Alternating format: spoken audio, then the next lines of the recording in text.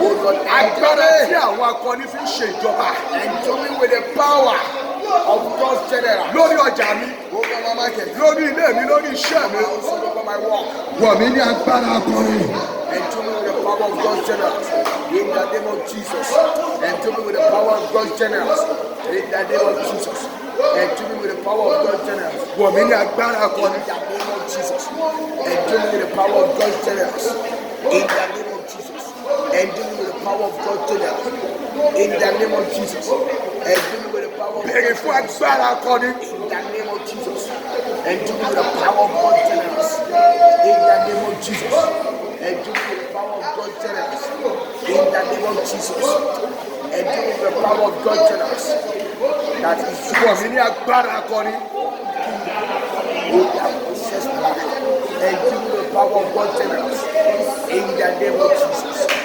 That is it for kingdom authority. Or endowing with the power of God's generals. In the name of Jesus. You are endowing with the power of God's generals. In the name of Jesus. Endowing with the power of God's generals. In the name of Jesus. Ẹ pariwo lẹ́ẹ̀kan sí. Shout one more time. Agbára tí ń fi di akọni nídìí ọjà mi. The power that will transform into a God's general. Agbára tí ń fi di akọni nídìí iṣẹ́ mi. In my workplace. Tí àwọn èèyàn sọ pé àórí ṣe ń bẹ̀ o. I said that is able to succeed. Ilé kẹsàn-án tóun náà ń kọ́ lọ nílé yìí o. Nice house is building. Mo gbọ́ pé gbogbo ìgbà tẹ́ ẹ̀ fi rí lọ́jà tó jẹ́ pé àwọn ọmọọṣẹ́ ìlẹ́rìn wọn ní London ló wà o. We heard that all this time you will not see. Wọ́n ló lọ rẹ́sì fún 3 months ní England ni o. We were told that he went to go and rest. Àwọn èèyàn ní nídìí ọjà yìí náà wọ́n ní bẹ́ẹ̀ ni o. Marketplace. Ẹ kọ́ wọ̀ mí ní agbára akọni. With the power. Ariwo àdúrà dáa. Endowing with the power of God. Ìwọ ló làdúrà yẹn bó ti wò ní gbà Jesus. Lord, endowing with the Nídìí power of agbára God. akọni. In the name of Jesus. Lord, endowing with the power of God's general. In the mighty name of Jesus.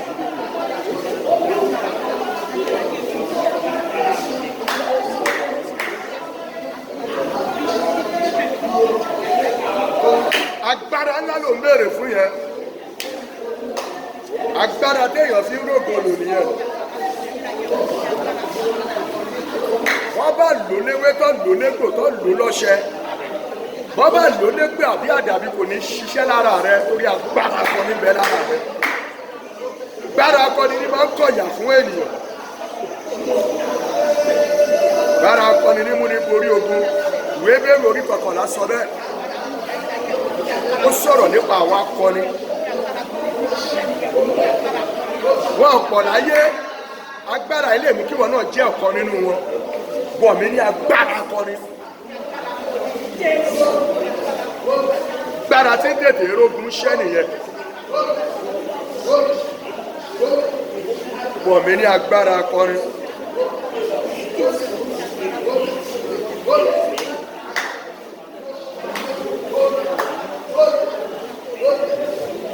Jésù àmì mẹ́ta Olúwa wa. Jẹ́ kí n jẹ́ ojókòó fún ìṣẹ́jú márùn-ún. Jókòó síwájú yẹn fún ìṣẹ́jú márùn-ún.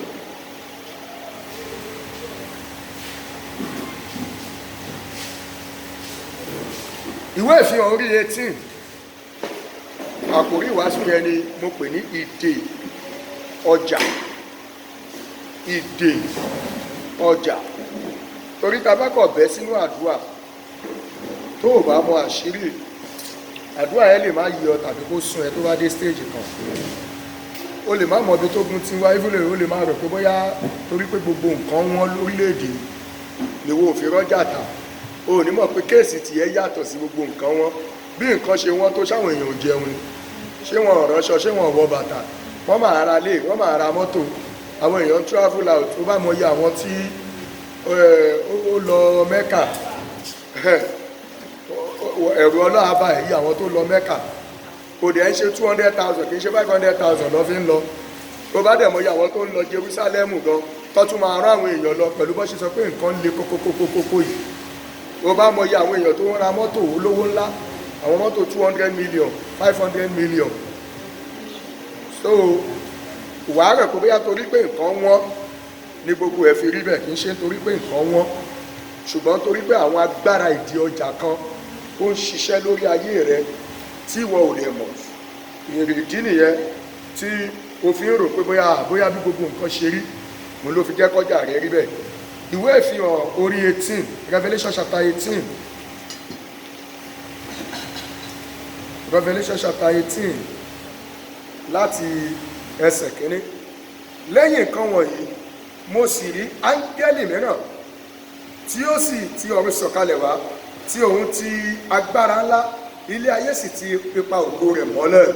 And after these things I saw another angel come down from heaven, having great power, and the earth was lightened with his glory. Ẹ wo áńgẹ́lì alágbára kan nìyẹn o. That is a mighty angel. Bó ṣe sọ̀kalẹ̀ ìmọ́lẹ̀ dẹ̀ mọ́lẹ̀. As it descended to the earth, ìyẹn túmọ̀ sí pé ńgbà mìíràn wà èèyàn lè máa gbàdúrà kan múnádé, kì í ṣe pé ó wu àwọn nẹ́pà láti múnádé, áńgẹ́lì kan ló fa iná wá. Ìgbà mìíràn dẹ̀ lè máa gbàdúrà kan múná lọ, áńgẹ́lì yẹn níbi tí kọ́rẹ́ǹtì agbára ẹ̀ dé ó lè fà á kí iná dẹ̀ lọ bẹ́ẹ̀. There are sometimes when you are praying that they will bring the light. It's not that it's wish the NEPA people to bring the light, but because of the angel that have descended. And sometimes when you pray, they take off the light because of the extent of the great power of the angel.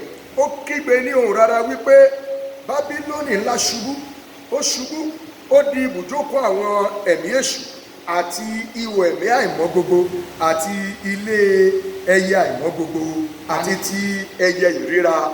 And he cried mightily with a strong voice, saying, Babylon the great is fallen, and is become the habitation of devils, and the hold of every foul spirit, and the cage of every unclean and hateful bird.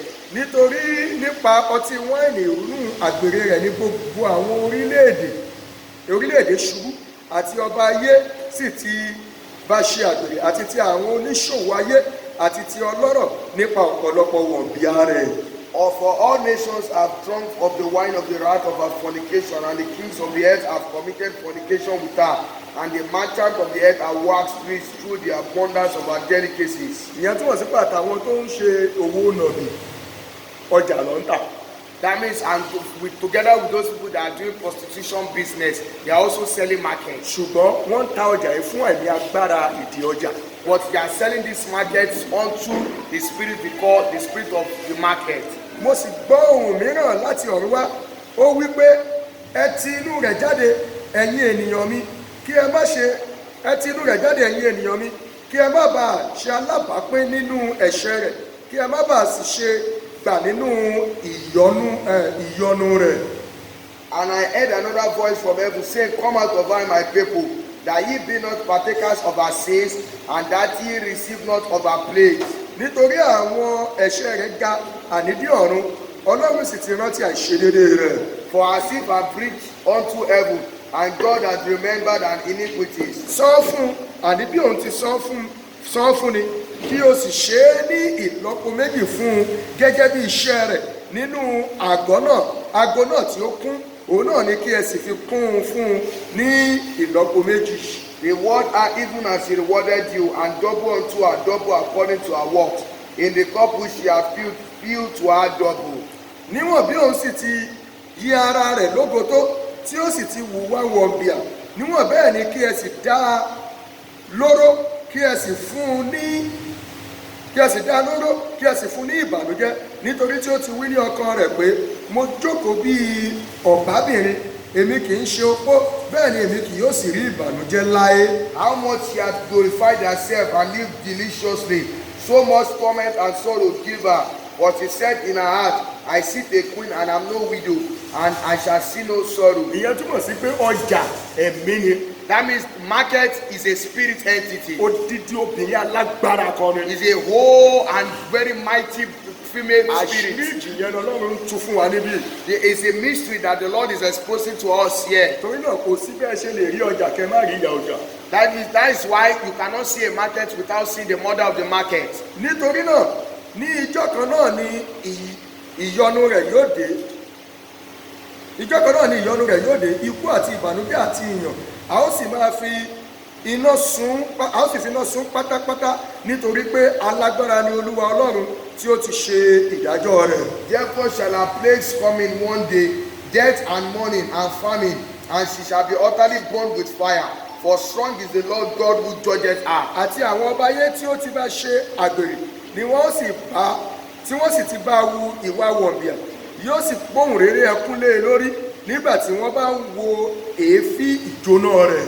And the kings of the earth who have committed fornication and lived deliciously with her shall bewail her and lament for her when they shall see the smoke of her burning. Wọ́n sì dúró ní òkèèrè réré nítorí ìbẹ̀rù iṣẹ́ oró rẹ̀. Wọ́n sì máa wí pé ègbé ni fún ìlú ńlá náà, Bábílónì ìlú alágbára nì, nítorí tí wákàtí ìdájọ́ rẹ̀ ti náà dìde náà.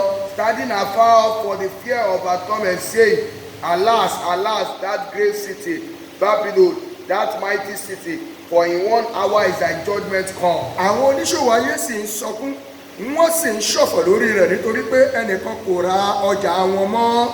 And the merchant of the earth shall weep and mourn over her, for no man buyeth their merchandise anymore. Kí lọjà tó ń tà? What is the market they Ọjà sell? wúrà àti ti fàdákà àti ti òkúta iyebíye àti ti pẹ́rílì àti ti aṣọ ọ̀gbìn wíwẹ̀ àti ti ẹlẹ́ṣẹ̀ àlòkù àti ti sídà àti ti òdòdó àti ti gbogbo igi olóòórùn dídùn àti ti olúkúlùkù ohun èlò ti eyín erin ní ti olúkúlùkù ohun èlò tí a fi igi iyebíye ṣe àti ti idẹ àti ti irin àti ti òkúta mábélì. The merchandise of gold and silver and precious stones and of pearls and fine linen and purple and silk and scarlet and all Dayan wood and all manner of vessels of ivory and all manner of vessels of most precious wood and of brass and iron and marble. Àti ti kínnámọ́nì àti ti onírúurú ohun olóòórùn dúndùn àti ti ohun ìkúra àti ti tùràrí àti ti ọtí wáìnì àti ti òróró àti ti ìyẹ̀fù dáradára àti ti àlìkámà àti ti irin ńlá àti ti àgùntàn àti ti ẹṣin àti ti kẹ̀kẹ́ àti ti ẹrú àti ti ọkàn ènìyàn. And cinnamon and odors and ointment and frankincense and wine and oil and fine flour and wheat and beasts and sheep and horses and chariots and slaves and souls of men. Àti àwọn èso tí ọkàn rẹ̀ ń ṣe ìfẹ́kùfẹ́ sí, wọ́n lọ kúrò lọ́dọ̀ rẹ̀, àti ohun gbogbo tí ó dùn tí ó sì dára ṣègbé mọ́ ọ lójú, a kì yóò sì tún rí wọn mọ́ láéláé. And the fruit that thy soul lusted after had departed from thee, and all things which were dainty and goodly had departed from thee, and thou shalt find them no more at all.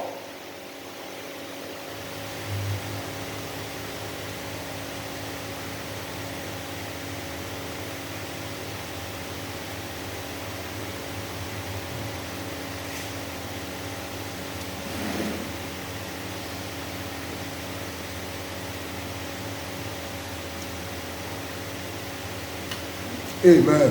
Amen. Mo fẹ́ fún ẹ ní àwọn ẹ̀kúnrẹ́rẹ́ àṣírí ni. I want to give you the fullness of mysteries. Àwọn oníṣòwò nǹkan wọ̀nyí tí ó ti ipa rẹ̀ sọ di ọlọ́rọ̀ yóò dúró ní òkèèrè réré nítorí ìbẹ̀rù iṣẹ́ oró rẹ̀, wọ́n ó sì máa sọkún, wọ́n ó sì máa ṣọ̀fọ̀. The merchant of these things which were made rich by her shall stand afar off for the fear of her torment, weeping and wailing. Wípé ègbé ni fún ìlú ńlá ni tí a wọ̀ ní aṣọ ọ̀gbìn wíwẹ̀ àti ti ẹlẹ́ṣẹ̀ àlòkù àti ti òdòdó àti tí a fi wúrà ṣe lọ́ṣọ̀ọ́ pẹ̀lú òkúta iyebíye àti bẹ́rílì. And saying, Alas, alas, that great city, that was clothed in fine linen and purple and scarlet, and decked with gold and precious stones and pearls. Ẹni tí à ń sọ̀rọ̀ rẹ̀ níbí yìí, the entity we are talking about here, òun ni ẹ̀mí ọjà gangan. is the spirit of market Òun ló itself. control gbogbo ọjà lágbàáyé. Is the one in control of all the worldwide market. Gbogbo àwọn tó bá fẹ́ ṣàṣelà òun ló gbúdọ̀ tẹríba fún. All those that must prosper in market business, they must bow to her. Ṣùgbọ́n gbà tọ́lọ́run rí èyí ó gbé ìdájọ́ burúkú lé lórí. But when the Lord saw this, he placed a great judgment against her. Kó ba lè yí ọ ni. So that you can understand. Orúkọ rẹ̀ nínú ẹ̀mí la pè ní Bábílónì. Her spirit name is called Babylon. Ẹ̀mí Bábílónì. The spirit of Babylon. Ẹ̀mí tí ń tà tí ń rà. The spirit that buy and sell. Nítorí pé ní wákàtí kan ní oró rẹ̀ pọ̀ tó bẹ́ẹ̀ ní oró rẹ̀ pọ̀ tó bẹ́ẹ̀ nítorí pé ní wákàtí kan ní ọrọ̀ tí ó pọ̀ tó bẹ́ẹ̀ di asán, àti olúkúlùkù olórí ọkọ̀ àti olúkúlùkù ẹni tí ń rìn ní ojú omi lọ sí ibikíbi, àti ti àwọn tí ń ṣiṣẹ́ nínú ọkọ̀, àti ti àwọn tí ó ṣòwò ojú òkun dúró ní òkèèrè rere. For in 1 hour so great riches is come to naught, and every shipmaster and all the company in ships and sailors, and as many as trade by sea stood afar off. Wọ́n sì ń kígbe nígbà tí wọ́n rí èéfín ìjóná rẹ̀ wípé ìlú wo ni ó dàbí ìlú ńlá yìí? And cried when they saw the smoke of her burning, saying, What city is like unto this great city? Wọ́n sì kó eruku sí orí wọn, wọ́n sì ń kígbe, wọ́n sì ń sọkún, wọ́n sì ń ṣọ̀fọ̀ wípé ègbé ni fún ìlú ńlá náà, nínú èyí tí a sọ gbogbo àwọn ẹni tí ó ní ọkọ̀ ní òkun di ọlọ́rọ̀ nípa ohun iyebíye rẹ̀, nítorí pé ní wákàtí kan ni a sọ di ahoro. And they cast dust on their heads and cried, weeping and wailing, saying, Alas, alas, that great city, wherein were made rich all the hardships in the sea by reason of our coastlines. Yọ̀ lórí rẹ̀ ìwọ ọ̀run, àti ẹ̀yin àpọ́stélì mímọ́ àti wòlíì, nítorí Ọlọ́run ti gbẹ̀san yín lára rẹ̀. For in 1 hour is she made desolate. Rejoice over her, thou heaven, and ye holy apostles and prophets, the God has avenged you on her. Áńgẹ́lì alágbára kan sì gbé òkúta kan sókè tí ó dàbí ọlọ ńlá, ó sì jù ú sínú òkun, ó sì wí pé báyìí ni a ó fi agbára ńlá bí Bábílónì ìlú ńlá ni wò, a kì yóò sì rí i mọ́ láé. And a mighty angel took up a stone like a great millstone, and cast it into the sea, saying, Thus with violence shall that great city Babylon be thrown down, and shall be found no more at all. Ìyẹn túmọ̀ sí pé láti bọ́ lọ́wọ́ ìdí ọjà, o nílò agbára ńlá Ọlọ́run. That means for you to be delivered from the bondage of the spirit of the market, you need the great power of O God. nílò ìdásí áńgẹ́lì alágbára ńlá lóde ọ̀run. You need the intervention of the great and mighty angel from Torí heaven. pé ẹ̀mí agbára ìdí ọjà kì í ṣe ẹ̀mí kékeré. Because this great and mighty spirit of the market is not a little spirit at all. Odidi áńgẹ́lì ńlá burúkú kan ni. It's a very great and mighty demonic Ó angel. dẹ̀ tún dúró gẹ́gẹ́ bí ìlú ńlá alágbára. And also stands as a great and mighty city. Àti ohun àwọn aludùrù àti ti àwọn olórin àti ti àwọn afúnfèrè àti ti àwọn afúnpè ni a kì yóò sì gbọ́mọ́ nínú rẹ̀ mọ́ rárá, àti olúkúlùkù oníṣọ̀nà ohunkóhun tí a kì yóò sì rí nínú rẹ̀ mọ́ láé, àti ìró ọlọ ni a kì yóò sì gbọ́mọ́ nínú rẹ̀ láé. And the voice of harpers and musicians, and of pipers and trumpeters, shall be heard no more at all indeed, and no craftsman of whatsoever craft he be shall be found any more indeed, and the sound of the millstone shall be heard no more at all indeed. Àti ìmọ́lẹ̀ fìtílà ni a kì yóò sì tàn nínú rẹ̀ mọ́ láé, a kì yóò sì gbọ́ ohùn ọkọ ìyàwó àti ti ìyàwó nínú rẹ̀ mọ́ láé, nítorí pé àwọn oníṣòwò rẹ̀ ni àwọn ẹni ńlá ayé, nítorí pé nípa ọ̀ṣọ́ rẹ̀ ni a fi tàn orílẹ̀-èdè gbogbo jẹ. And the light of the candle shall shine no more at all in thee, and the voice of the bridegroom and of the bride shall be heard no more at all in thee. For thy merchants were the great men of the earth, for by thy sorceries were all nations deceived. And in her was found the blood of prophets and of saints and of all that were slain upon the earth. Gbọ́ mi dáadáa. Hear me very well. Gbogbo kò sí ààrẹ tí ò tẹríba fún ẹ̀mí ọjà yìí. There is no president in the whole wide world that did not bow to this great spirit of the market. Ẹni bá ti tẹríba fún á fún láàyè láti ṣe gbogbo ohun tó bá fẹ́ nú ayé, ṣùgbọ́n kò ní bá Jésù jọba. And whosoever bows to this great spirit of the market will be allowed to have success in all his endeavors, but will not dwell with Christ. Àwọn tó bá dẹ̀ máa rúlu ayé fún èṣù, tí wọ́n bá ti tẹríba fún ẹ̀mí ọjà yìí, wọ́n gbọ́dọ̀ máa tan àwọn èèyàn jẹ kó máa purọ́, àti yọ àti ìyọ, a máa ṣe àmì ṣe, wọ́n máa irú ọlọ́mọ máa pa fún tí Jésù ó fi dé. And these people that must rule the world for Satan, they will have the spirit of deception and lies to be lying to people that they have done it, they have not done it. Àti yọ subsidy, àti yọ subsidy. We have reduced the subsidy, we have not removed the subsidy. Ẹ fọkàn balẹ̀. Put your mind at rest. Títí tẹ́lómi ò fi kú dànù. So another person will die, Ẹlòmíràn tún wọlé. another person will enter. A tún máa yin ẹni tó wà níbẹ̀ ń sìn. We're praising and hailing the person that is Sílẹ̀ there. díẹ̀ tí èsì dá. And this one is even good. Ṣé mọ̀ pé a ti yin ẹnìkan náà tẹ́lẹ̀? You know that you have already hailed another A ti bú person. ẹnìkan tẹ́lẹ̀. You have abused Bẹ́ẹ̀ someone. ẹni tí burú dúró. This one is too wicked. A mọ̀ pé bùbùrù ń bọ̀. You don't know that another greater wickedness, Bùbù ń bọ̀. another greater wickedness. Ìyẹn ó dàbí pé kí ló fi ṣèjọba fún wa náà? Pankẹ́rẹ́.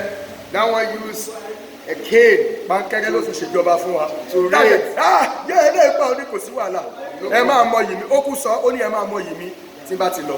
You will know my words when I go. àwùjọ lọ Go. ń bò yá When it was time. tí ṣé akẹ́yìndé gbẹ̀gbọ́ tí kọ́yìndé ẹ̀ máa dé When his sweet brother came, ó kọ́kọ́ mì he was kò almost shaking. lè pẹ́ ń bẹ̀ He cannot laugh.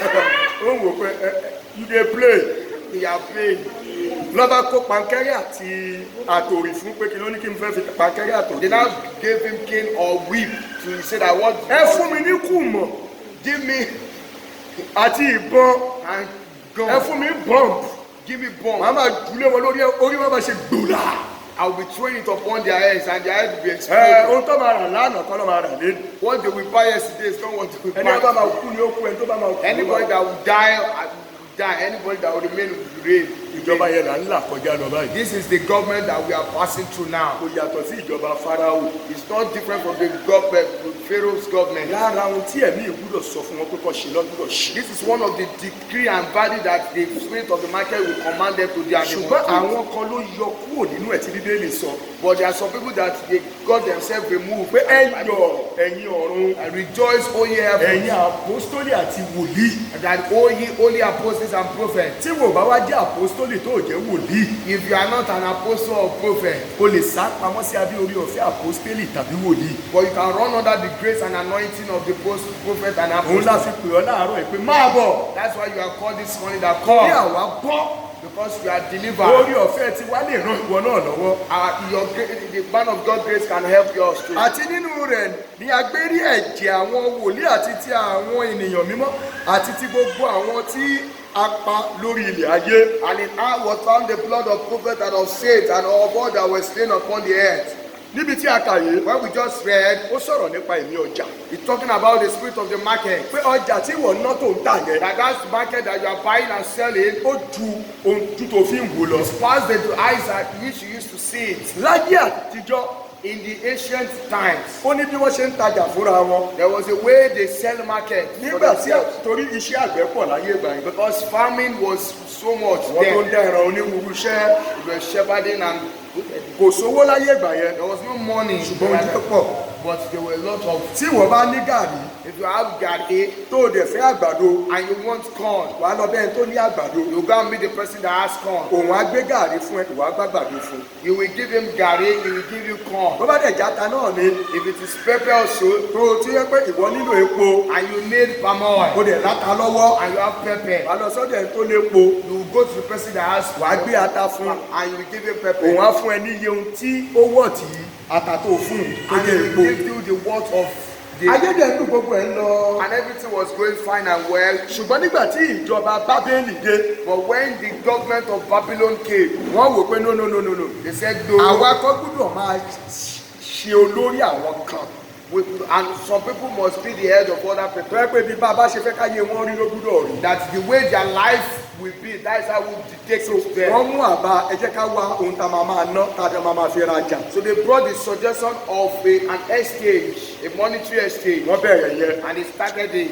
ṣùgbọ́n ọlọ́run tú ìjọba yẹn ká. But the Lord destroyed, scattered that government. àwọn ọjà àkópọ̀ àkọ́kọ́ ọlọ́run tú ká dànù. The first gathering of the marketplace, the Lord scattered it. lẹ́yìn ọ̀pọ̀lọpọ̀ ọdún. After so many years, ẹgbẹgbẹ̀rún ọdún. like thousands and thousands of years, ìjọba bábílónì náà ti dé. the government of Babylon also came again. ọlọ́run wá ń tàṣírí fún wa pé ọjà tó ń tà yìí ẹ̀dá kan ni ẹ̀mí kan dẹ̀ ni.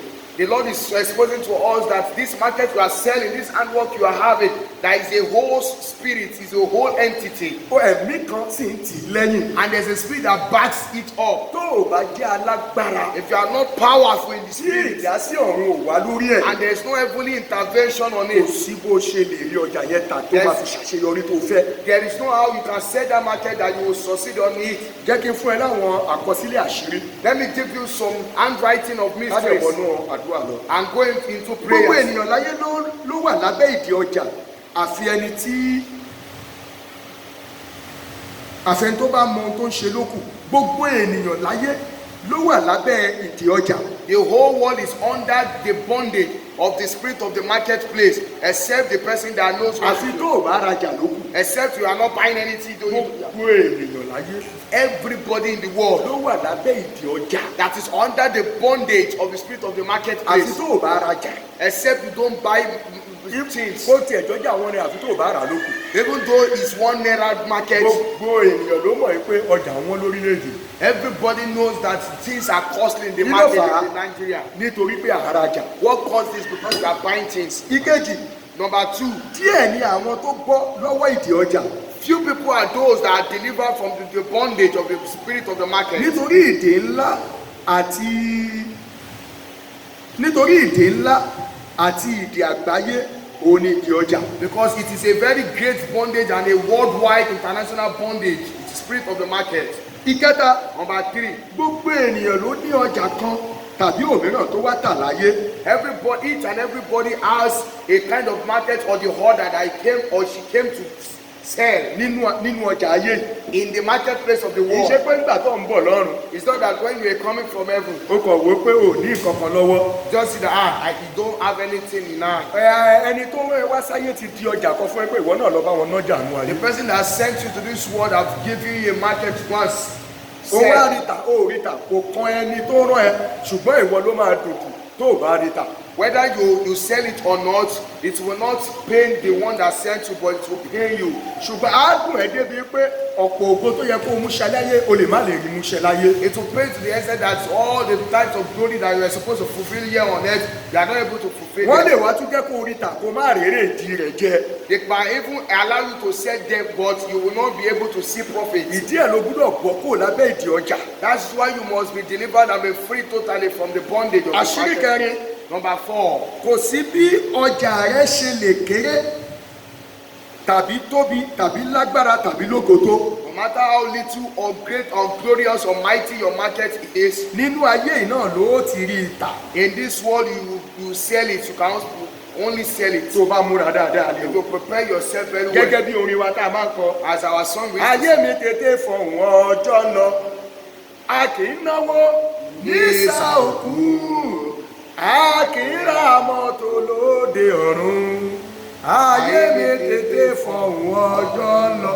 inú ayé tá a wà yìí náà láti lè ṣe gbogbo ohun tí mo sọ yìí. in this world that we are in is what we can sọ fẹ́nìkan pé màá rí tọ̀dọ̀ mi ṣe. tell somebody that I will ogun lè yóò ní jó sọ̀rọ̀ dáadáa o. be able to. àṣírí karùn-ún The 5th secret, gbogbo wa lọ́lọ́jà.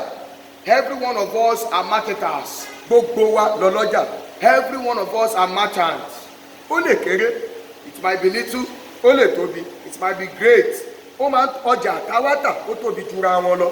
The markets are at various levels, bigger than one another. a sì lè tà ju ara wa lọ nínú And we ọjà can ayé. sell more than one another in the ṣùgbọ́n market. àṣírí ibẹ̀ ni pé gbogbo wa lọ́lọ́jà. But the secret of it is that everyone are bí mo merchants. ti ń wàásù fún ẹ ọjà kan ni mò ń tà fún ẹ. As I'm preaching to you, I'm merchandising a market for you. gbogbo ènìyàn láyé lọ́lọ́jà. Everybody in the world that is a marketer. ìkẹfà Number kì 6, í ṣe gbogbo ẹni tó wá tajà láyé ló máa ń kò ń ṣe gbogbo ẹni tó wá tajà láyé it's not everybody that came to this world to sell ló máa ń rèrè ọjà jẹ. that is to profit from their market. sọ fún ẹnìkan Tell somebody ní ìgbà méje ni kó pariwo fún ara rẹ kúkú pariwo fún ara rẹ to yourself, sọ pé mi ò ní kú láì jèrè ọjà mi. I will not die without profiting my market.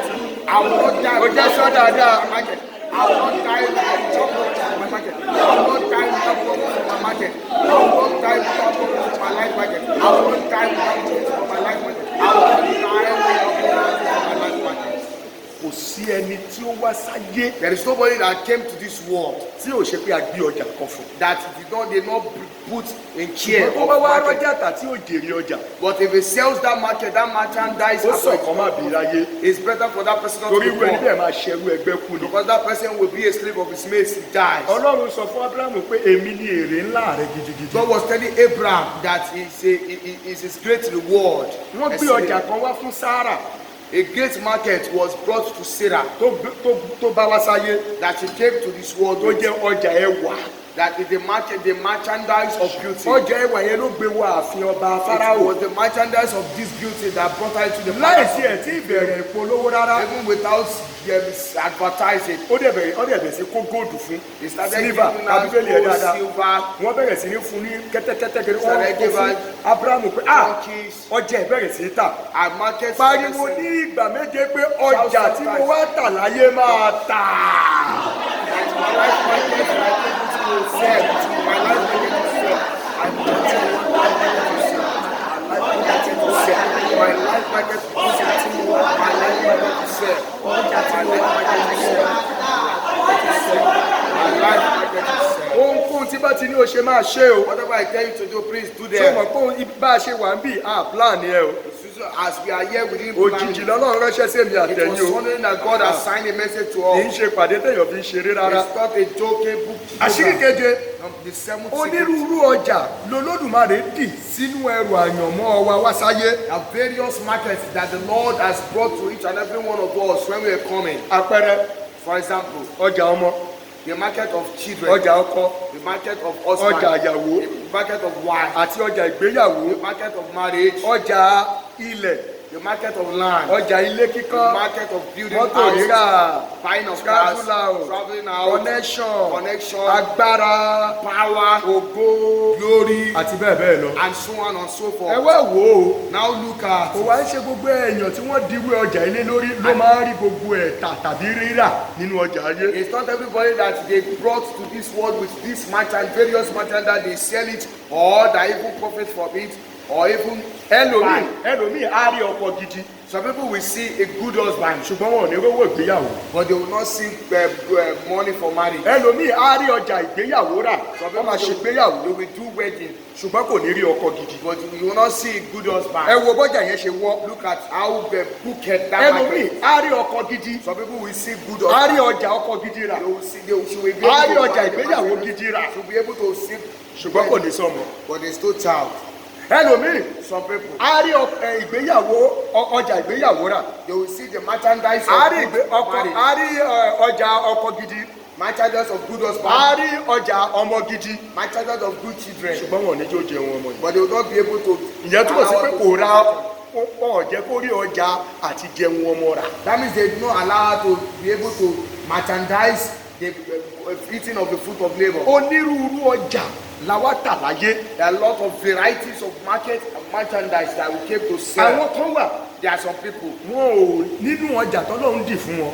One of Àṣírí ni mò ń sọ yìí omi one ọkọ̀ of yẹn lẹ̀ o. the one of the merchandise that God has assigned to them to come and sell. Ọlọ́run ò di ọjà ibùjókòó fún wọn. God did not place in them the merchandise of us marital Settlement tó fẹ́ kò dí fún wọn. marital settlement. Ibi tí àwọn ènìyàn bá ti ń gbìyànjú pé kí wọ́n lè ní settle home kọ́ lè ní ibùjókòó. Any place or every place that those people try to have a marital settlement, Ó lè jẹ́ bẹ́ẹ̀ lọ́tí máa kan wòlíì kan tá a sọ pé ó ní ọ̀ọ́dí ẹrù ibùjókòó fún ẹ̀. they might meet a prophet of God that will tell them that you don't have the merchandise of the Wọ́n á marital sì wá settlement. máa bá ná ọjà yẹn láyé. They will now have to go and be helping her to Bóyá nípa buy the àdúrà market. nípa àwẹ̀ By ìgbésẹ̀ fasting, iṣẹ́ prayer, wòlíì giving ìtọ́ni steps, gbogbo. instructions Wọ́n lè ní ó lọ ra and ṣí àwa ṣe That's ẹ ṣáà ti it. mọ gbogbo ibi tẹ máa lọ bó ṣe máa ń sọ fún yín kẹra ṣí buy àwa. chair, buying some things. Ẹ lónìí kan lọ wí ṣí alẹ́ yín lọ wá kẹṣe àti bẹ́ẹ̀ bẹ́ẹ̀ lọ. Bí ẹ̀mí bá ṣe darí àwọn wòlíì tẹ bá lọ bá. Spirit direct. Ìgbà míì wà tẹ́yẹ̀ bá wòlíì ọ̀dájú tàbí wòlíì ìkàpàdé. Sometimes when somebody have an encounter with a wicked, A ní gbogbo ọ̀rẹ́ tó ti bá pàdé láyé. Gbogbo all ọ̀rẹ́ the ní friends kẹjọ jẹ́ tight friend ẹ máa jọ aṣọ kan náà ṣe gbogbo. Ìyó pẹpẹ sùkùn má sùn má sẹ̀ ń gbòǹbi tó wà yẹn. Òjijì lọ́lọ́run pè mí pé kí n máa gbàdúrà ẹ wá ń sùn lọ́sàn-án gan. Àwọn dáàdi wà ní àbí. Wọ́n wà ní ẹjẹ́ wọ́n ti mọ ibi tí mò ń lọ. Ọkàn wọn dọ̀tí. Wọ́n mọ ibi tí mò ń lọ méṣe bèrè àwọn dáàdi wọn ya tètè ya. Ohun tí mò ń sọ ni pé tó bá bá wòlíì tó dájú pàdé. if you meet a wicked prophet, Tàbí tó ó lè ní kó lọ kọ gbogbo orúkọ àwọn ọ̀rẹ́ tẹ́ ti jọ ṣọ̀rẹ́. he might tell you to go and write down all the names of the friends you Àwa have.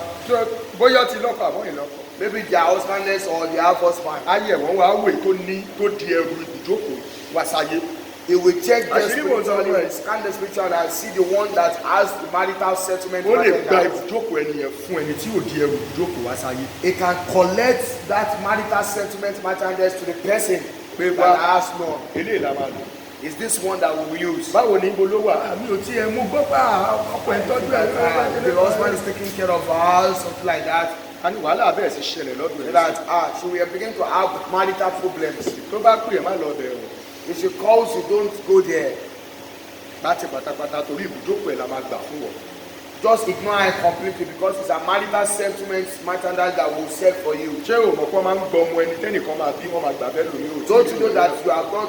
They used to sell another person's Ọmọ tó child. ò tí ì bí wọ́n ti mọ̀ pé o máa bí wọ́n á dẹ̀ gbà lára ẹ̀ wọ́n á dẹ̀ gbé fún ẹni. Even the unborn child, they will sell it. Nawọ́ méjèèjì síbi tó bá rí àmì ṣe. With your two hands, you can say it. Gẹ́gẹ́ bí wòlíì tá a fi àṣírí ìjìnlẹ̀ rán sí ayé. As a prophet with mysterious secret. Ẹrù tó di wáyé tó ti gbà nínú ẹ̀ fọmọ The ẹlòmíì. market that you have got this one. Ẹ ṣàmìlẹ̀ sí ọbí àmọ́ ó yá gbà nǹkan ẹ padà. Amen. Amen. Amen. Amen. Amen. Amen. Amen. Amen. Amen. Fire. Jókòó ó kù ṣẹ́jú díẹ̀. Sit. So wọ́n bá ti gbà irú ẹni bẹ́ẹ̀ a máa rí wàhálà nù ìgbéyàwó. The stolen it, that person will begin to have Gbogbo tó ń lọ déédéé ò issue. ní lọ déédéé mọ́. Things that is going normally before. Ẹni tí ò di ẹrù ibùjókòó wá sáyé òun á máa gbádùn ibùjókòó ẹlòmíì náà. The person with no marital settlement merchandise will begin to enjoy the other person's. Ìdí ẹ̀ ló fi gbúdọ̀ máa gbàdúrà. This is the reason why you must pray. Ògbúdọ̀ ẹ̀ ló gbúdọ̀ máa wà lábẹ́ pàdé àdúrà báyìí. That's why you must be under the Torí àṣírí Olúwa wà pẹ̀lú àwọn èèyàn tiẹ̀ láti fi wọn mọ májẹ̀mú because ẹ̀. the secret of the Lord are for those who fear him. Ìwé oníwàásù orí kẹfà ẹsẹ̀ kìíní sí ìkejì kí ló wí? Ó ní ibi kan bẹ tí mo rí lábẹ́ oòrùn ó ṣọ̀pọ̀ láàárín àwọn ọmọ ènìyàn ẹni tí Ọlọ́run fi ọrọ̀ ọlá àti ọlà fún tí kò sì sí nǹkan tí ó kù fún ọkàn rẹ̀ nínú ohun gbogbo tí ó fẹ́ ṣùgbọ́n tí Ọlọ́run kò fún un ní agbára láti jẹ nínú rẹ̀ ṣùgbọ́n àwọn àjèjì ènìyàn ẹ máa gbọ́ o àwọn àjèjì ènìyàn ni ó jẹ́ asán ni èyí àrùn búburú sí i. There is an evil which I have seen under the sun, and it is common among men, a man to whom God has given riches, wealth, and honor, so that he wanted nothing for his soul or all that he desired. Yet God giveth him more power to eat thereof. But a stranger eateth it. This is vanity, and it is an evil Àwọn disease. àjèjì ènìyàn Strangers, àwọn ló gba ibùjókòó mọ́ lọ́wọ́. they collected his merchandise of sitting Òun place. tajà àwọn yẹn ń gba èrè ẹ̀. He was selling market, but they were collecting Torí the pé kò mà profit. ṣírí ọjà tó ń tà. Because he did not know the mystery and the secret Ó kàn- of the Ó merchandise. kàn gbégbá ẹ̀pà, ó gbégbá ìgbà, ó gbégbá apitó, ó gbégbá ẹ̀wà, ó gbégbá tọ́kí, ó gbégbá mínírààsì. Ó kàn sẹ́ka, wọ́n ti sọ pé ìràwọ̀ mi ìràwọ̀ omi ni, ìràwọ̀ omi ìràwọ̀ Yemọja. Wọ́n ti ní kí n máa ta nǹkan tó bá ti jẹ mọ́ omi. Ó kàn gbégbá ẹ̀ṣà, ó kàn ń tà. Bó ṣe ń tà ní gbèsè ń wọlé sí. The person is just selling a lot of varieties of market, claiming that he or she have a water star, claiming a lot of things, but as he's selling it, the person does not have profit. Kò mọ àṣírí àti ẹ̀mí tó ń bẹ lẹ́yìn ọjà tó ń He tà. did not know the secret and the mystery and the power pushing that market. Ìkẹjọ Number 8 secret. ẹ̀mí ni ọjà fún ẹni tí ó bá mọ àṣírí yẹn. The market is a spirit for those who know the secret. Ọjà ní etí, Market has ears, ó lójú, has eyes, ó lẹ́sẹ̀, has legs, ó lè sọ̀rọ̀. it can speak. Àwọn tó bá mọ̀ ọ́nà tàbí wòlíì aláṣírí wọ́n mọ àwọn àṣírí. Those who know how to merchandise the market or prophets of mysteries and who knows how to hear and see. Wọ́n dẹ̀ those mọ secrets. ọmọ àwọn ìgbésẹ̀ tí wọ́n máa ń gbé tí ọjà fi máa dìde tàbí tó fi máa sọ. And they know the type of divine steps they will take that the market will speak forth or even go up. Wọ́n mọ àṣírí yẹn. They know the mysteries. Wọ́n mọ bó ṣe lè bá ọjà sọ̀rọ̀. They know how to speak to the market. Wọ́n mọ bí ọjà ṣe lè gbéra sókè. They know how the market can. Wọ́n mọ bí ọjà ṣe lè túká mọ́yàn lọ́wọ́. They know how the marketplace can scatter. Tó bá fẹ́ mọ àṣírí tó kù lọ sínú ìwé mi nípa àṣírí ọjà tàbí ìdí ọjà.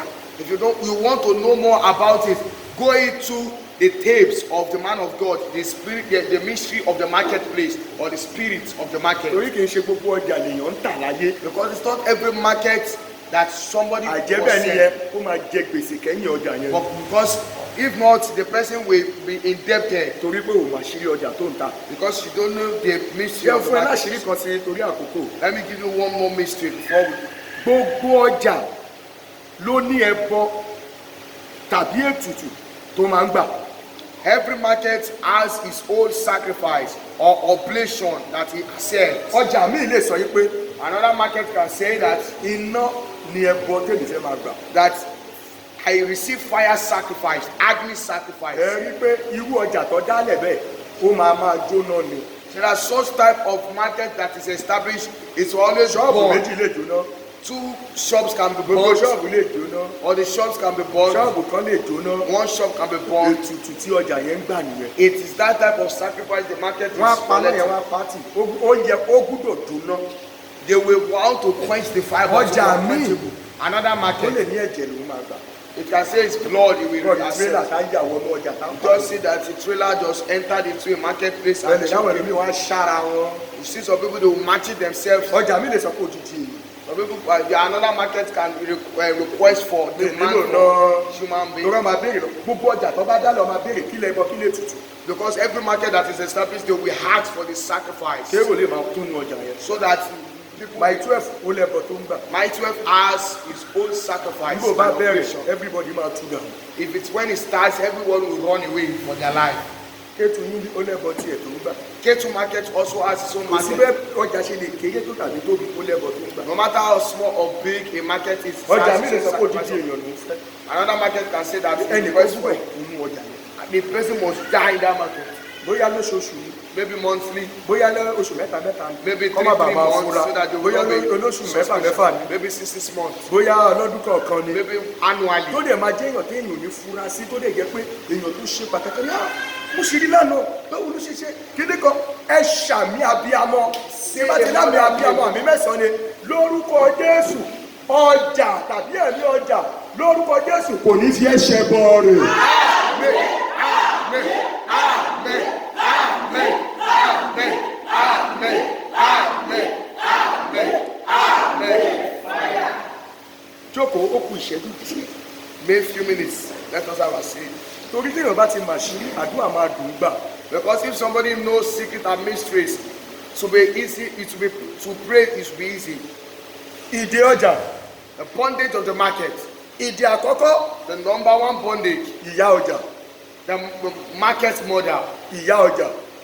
the market mother Ó lè má jẹ́ ìyá ọjà yìí tí wọ́n ń wò, might not be the kind of mother, the physical one, ṣùgbọ́n ó ní ìyá ọjà ẹ̀mí tó ń darí àwọn ọjà. but it is the spiritual mother of the marketplace that controls the market. Ìyá ọjà ara ó gbúdọ̀ fi ìjúbà fún ìyá ọjà ẹ̀mí. The physical market mother must pay obeisance Mo mọ to the tí mo sọ. spiritual market mother. Ìkejì, Number 2, ẹ̀mí ọjà the spirit of the market. gẹ́gẹ́ bí ibi tá a kà yẹn. According to where we Ó ní were, ẹ̀mí tó ń darí ọjà yẹn. there's a spirit that Ohun controls tí the ẹ̀mí market. ọjà yẹn bá ti sọ fún àwọn bàbá lọ́jà ìyá lọ́jà. Whatever the spirit tells to the market mother and the Ìkéde yẹn náà father máa sọ fẹ́yìn tó kù. is the announcement they will give to the others. Ìkẹta, Number 3, mi ò fẹ́ lọ deep torí I kò don't sí want to dáa. go deeply because of time. Ẹ̀mí pàtẹ́pàtẹ́. The spirit of buying and selling Ó ní ẹ̀mí tó ń pè ní pàtẹ́pàtẹ́. is the spirit that we call the spirit of market. Ẹ̀mí yẹn nígbà tí gbogbo àwọn ọlọ́jà bá ti close tọ́tọ́ ti ti kíní làwọn ẹ̀mí pàtẹ́pàtẹ́ máa ń bẹ̀rẹ̀ ọjà tiwọn. After that, the physical ones have finished their own market and they have closed. That's when the spirit of the market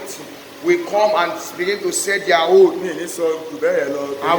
I will not say more than that Ìkẹrin. time. Number 4, Ìdè bàbá ọjà.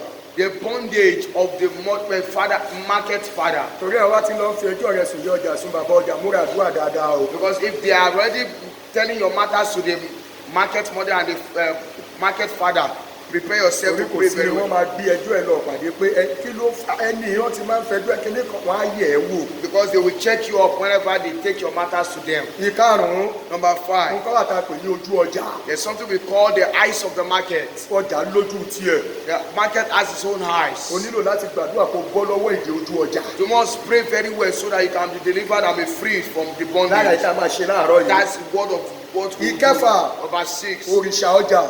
the deity of the market. Gbogbo ọjà ló lóríṣà tiẹ̀. Every market has its own deity and idol. Ẹ pé ẹni tó ti lọ yẹn kẹ́ ẹ tètè já padà. Please call that person that has gone. Òrìṣà ọjà. The market deity. Òrìṣà ọjà mi lè jẹ́ egún. The market deity can be a masquerade. Òrìṣà ọjà mi lè jẹ́ orò. Another one can be called a Ó lè jẹ́ mask deity. ògbónúfó. It can be Wọ́n ní àwọn fẹ́ ṣe òrìṣà ọjà o, wọ́n They fẹ́ want ṣe to kíní do kan o, kíní kan o. deity Ìgbà míì wọ́n lè sọ pé ẹja wo festival. kíní kan o. so òrìṣà ọjà wà. So there's something we call Ìkeje. market. Number 7. Wọ́n pè ní kọ́kọ́rọ́ alátẹ ọjà. The key of the merchandise spirit. Ṣé ní gbogbo ohun tí mò ń sọ yìí mẹ́sẹ̀gì tó díìpù ni o. All what I'm I'm saying is a very, very deep message. I'm odidi ìwé kan ni. because it's a whole book. Ọ̀rẹ́ mo sọ pé kó o wá àkásílẹ̀ mi. Ó ti pẹ́ tí mo ti sọ̀rọ̀ lórí ẹ̀ kó wa kàn ló ń ṣe ń takọ̀ máa múlé kìíní odidi ni. It's a very whole message. Ìkẹjọ. Number 8. Owó ọjà. The market money. Ó yàtọ̀ sí owó tí wọ́n kó lọ ọjà tàbí owó tó ń gbà ní ọjà. It's totally different from the physical money that you are taking to the market to buy and sell. Ọjà ní owó tiẹ̀. Market has tó fi ń lọ́jà lọ́wọ́ àwọn tó bá fẹ́ kó dúró tàbí àwọn tí ò bá fẹ́ kó dúró lọ́jà. Merchandise from those that want them to stay or those that want them to leave. Ẹ lọ náwó ọjà fún. Go and spend the money, market money. Kò ní lò tó oṣù mẹ́fà ó máa ti ṣọ́ọ̀bù yẹn ṣe bọ́ ọdún mẹ́ta ló san bẹ̀ kò lè lọ ọdún mẹ́ta bẹ̀ sílẹ̀. These 3 years that is kò ní dúró ń bẹ̀. do not stay. Bàbá dẹ̀ fẹ́ kẹ́niyẹn máa gbé kó máa gbẹ̀rẹ̀gẹ̀ jíbẹ̀. And Wọ́n mọ̀ bọ́ ṣe máa the tu person owó to ọjà nínú. establish the way Gba owó yìí. to appease the money of the market. Dàpọ̀ mówó má nà o. Don't spend it with the physical money. Jẹ́ kó wà nísàlẹ̀ gbogbo owó tí wọ́n bá ń pa fún ẹ. Let it be at the bottom of every money that there's. Ìwọ ló máa kéré gbogbo ọjà yẹn bẹ̀. You are the one to profit all Bí of gbogbo èèyàn bá ń jẹ that. gbèsè kì í ṣe tọ̀dọ̀ tiẹ̀. If everyone. Tí ìwọ bá dẹ̀ jẹ gbèsè ẹlòmíì ló máa san gbèsè yẹn. And if you are in debt, it's another person that will pay it. O gbúdọ̀ mà ṣírí kó bá lè gbádùn ayé kan tó wá. You must know mysteries and secrets so that you can Ẹyọ help. kan tó kù fún apá kìíní yìí torí àkókò ni mo pè ní eléṣù ọjà. It's what we call the devil of the market. Eléṣù ọjà. The devil of the market. Ẹ̀mí burúkú lẹ̀mí yìí o. And it's a very, very bad spirit. O bá máa tajà lójú títì. Even though you are selling by the O bá roadside. máa tà nínú ṣọ́ọ̀bù. Even though you are selling the O bá shop. dẹ̀ máa tà lọ́jà gangan. Even though you are selling Ọjà the yín lè market. kéré ó lè tóbi. Even it might be small, it might be big. Eléṣù ọjà wà bẹ́ẹ̀. There is a devil, the market devil. Ó lè wá báyọ̀ lọ́jà kó má mọ̀. It can help you to come and merchant with you. Bí But wọ́n bá you fẹ́ rán might not- eléṣù ọjà sí you yàn. want to assign the devil, the market devil. Irú ẹni bẹ́ẹ̀ á kọ̀ lọ ṣe nǹkan tó jẹ́ pé á kọ̀ rí pé òun kábàámọ̀ kó òun wá sáyé ṣá. That person can go and do something that you will regret that he came to this world. A fẹ́ gbàdúrà kí ìdè yìí já lára wa. You want to pray so that this body can break loose Kí from your èmi life. àti ẹ̀yin ká lè rọ́wọ́ múnú ayé kan So ṣoṣo. that you and I can have success. Tó o bá fẹ́ bọ́ lọ́wọ́ ìdè. You want to be free from this body. Àkọ́kọ́, Number 1. súnmọ́ Ọlọ́run pátápátá. Go close to God completely. Ìkejì, Number 2. kó o tó dáwọ́ lé ọjà kankan, Before you place your hand in any market, kọ́kọ́ béèrè lọ́wọ́ Ọlọ́run. first of all, ask from God. O má lọ ta ọjà tó máa jagun ẹ̀ ṣùgbọ́n tó ò ní rérè ń bẹ̀. So that you will not sell the market and the merchandise that you will find Ìkẹta. but you don't have the profit. Number 3. Gba olùfihàn àdúrà. Receive the revelation of prayer. Àdúrà tó máa gbà jẹ́ kó jẹ́ àdúrà ìran. The prayers which you must pray, Kó wá let kọ́ máa it become a revelatory Mo ti prayer. gbàdúrà ìgbàdúrà mi èyí changes ò I ní pray, changes. I pray, I not see change. You cannot see changes. Ìfihàn àdúrà. Revelational prayer. Ìṣípayá àdúrà. Visionary prayer. Ìran àdúrà. Deep Òun mysterious ló máa mú prayer kó máa ní rìsọ́ọ̀tì lórí ọjà tó bá ń tà. is what will make you have Èyí tó results. kẹ́yìn òní pé jẹ́ alágbára. The last one is be a mighty Ariwo general. sẹ́nìkan létí pé jẹ́ alágbára. Be a mighty general. Ẹni yóò gbọ́ ohun tó wí dáadáa. Be a mighty. Bílẹ̀ sọ pé jẹ́ alágbára nínú Olúwa àti nínú gbogbo ipá rẹ̀. Bible tells us we should be strong in the Lord and the power of His might. Ìyẹn ìwé Éfésù orí kẹfà ẹsẹ̀ kẹwàá. Book of Ephesians chapter 6 verse 10. Ìwé Ecclesiastes chapter 6 verse 1 to 2 sọ pé The book of Ecclesiastes chapter 6 verse 1 to 2 ẹni says, tó Ọlọ́run fún ní ọrọ̀ ọlá àti ọ̀nà ṣùgbọ́n kò fún ní agbára the one that God has blessed with, that He will reach His honor and glory, but He did not give power láti jẹ nínú ọjà tó ń tà. to eat from the merchandise that He gave to Ọlọ́run ò ní His kó má word. tajà ṣùgbọ́n kò kàn ní jẹ nú ẹ̀. God did not say He should not sell His market, but He will not just eat from Òun náà it. dẹ̀ béèrè fún agbára láti jẹ nínú He ọjà. also did not ask for the power to eat from His Agbára own láti market. dèrè ọjà tí mò ń tà. Power to profit from the market I sell. Agbára láti rí èrè ńlá nínú ọjà. Power to see a great reward. Nǹkan mọ̀ máa of profit béèrè in the market. agbára láti kọ́lé nínú ọjà yìí. Power to build house in this market I Ọjà ò bá sell. ju bóńbó lọ tó bá lágbára láti kọ́lé nínú ẹ̀wọ̀n kọ́lé nínú ọjà yìí. Even though your market is small in business, if you have that power, you will build house. Kì í ṣọjà kékeré náà ló fi rán gbogbo àwọn ọmọ rẹ lọ léèwé.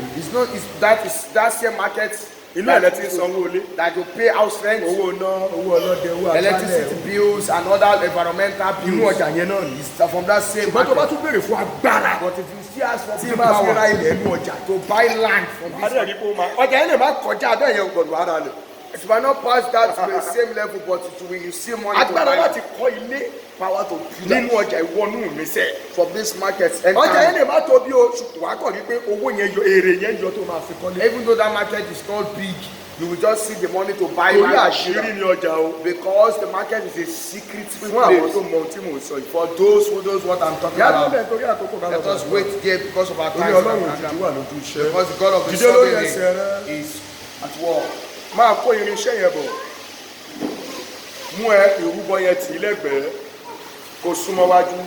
O lè má ṣe, o lè má kà á sí, o lè wo pé àṣà ni. Kí ló pè mí? Ọlọ́run tó ránṣẹ́ pè wá lójijì láì pílánì. Ṣẹlẹ̀ pé kò mọ ohun tó ń ṣe. Ogun gbà mí òun jẹ́ kéèyàn irú àwọn nǹkan báyìí kò ní jẹ́ kó kà á sí. Má bọ̀ kí á gbogbo àwọn irinṣẹ́ tèmi ló ti wà wájú. Àwọn bíbélì máìkì aago gbogbo ẹ̀ ágáṣìbà ara ẹni tó mọ̀ ní. Báírò jọ́tà gbogbo ẹ̀ ìwé orin láti rà láti gba ayé gbogbo ẹ̀ lọ́wọ́. Òróró ara irinṣẹ́ ti wà ní. Ẹ súnmọ́ wájú dáadáa o.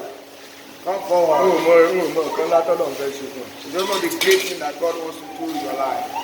Ọlọ́run tó ránṣẹ́ pé lójijì iṣẹ́ rẹ̀ tó kò mọ ohun tó ń ṣe. Wọ́n bá ti mú iṣẹ́ yẹn, wọ́n ti máa yé èèyàn nìyẹn. They have caused somebody's business, they have caused the person life. Ẹyọ kọ̀ọ̀kan ni máa fún ẹ láàyè láti gba àdúrà nítorí táì. It's only once that I will give you the chance to pray. Torí a ní ọ̀pọ̀ àdúrà láti gbà ìran dẹ̀ kún nílẹ̀ ìtàdé fẹ́ Because there are ṣe a lot lórí. of revelations that want to work on and a lot of prayers. A dẹ̀ fẹ́ parí ẹ̀ nínú ọjọ́ kẹta tó kù. I want to finish everything in this. Tí ojú rẹ̀. Close your eyes. Má jẹ́ kí ohun tó mú dání yìí ní o gbé lórí pẹpẹ gbé nǹkan ẹ̀ dání.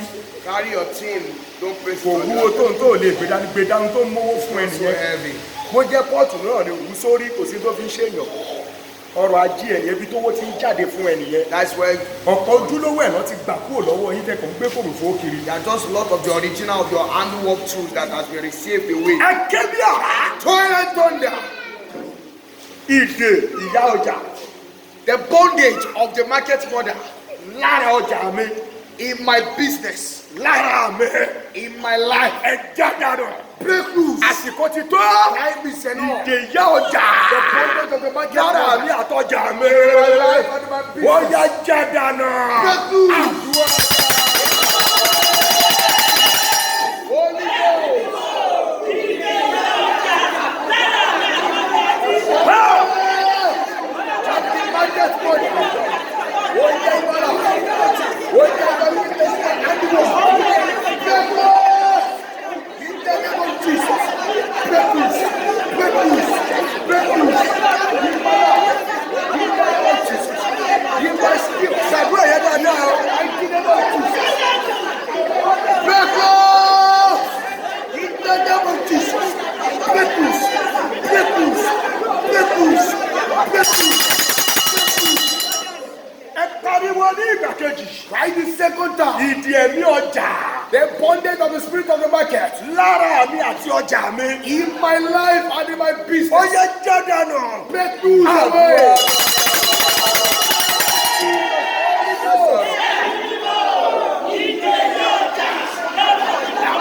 Ẹ̀mí ọjà.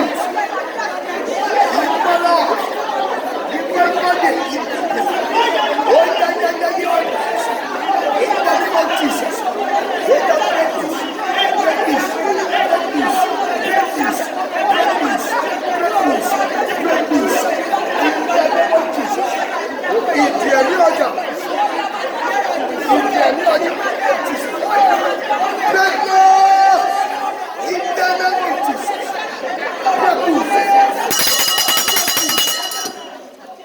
Ẹ pariwo ní ìgbà kẹta. Mo lọ kí ọmọ mi kan bí ó ti ń I want to tẹ̀ thank one of my spiritual children when he says, Daddy, I noticed that this woman, anytime I come, she used to stare at me so much. Prepare yourself very well in prayer. Àwọn tó ń control bẹ̀yẹn nìyẹn. Those are those one of those people that control the marketplace. Draw The spirit of the bondage of the merchandise spirit. Whenever you close your shop that you are going home, they will now reset that market after you are gone. The bondage of the spirit of the merchandise. Over my life, I by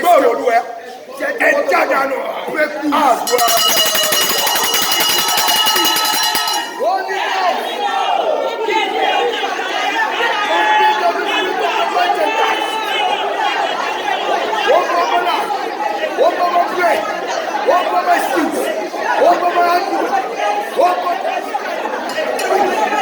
in the name of Jesus.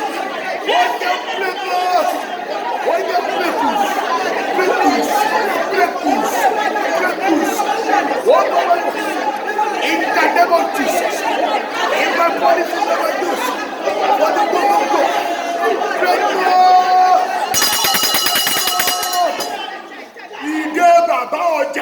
The bondage of the market. Oh, man, don't you know if you Don't know the person that has brought your matter.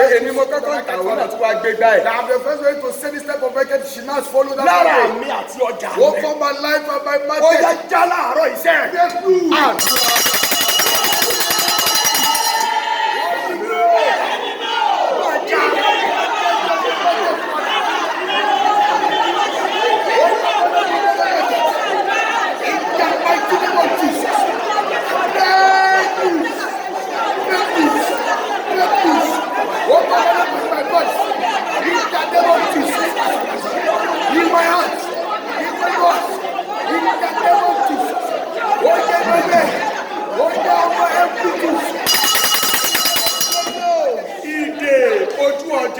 The bondage of the face of the market.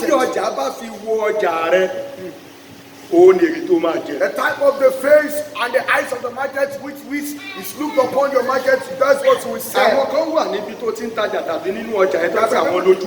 There are some people in your marketplace where you sell or buy that they are the face of the market. They knew the time, they know the amount of commerce. They know what you sold. The bondage of the eyes of the market. Over my life and my market. Break with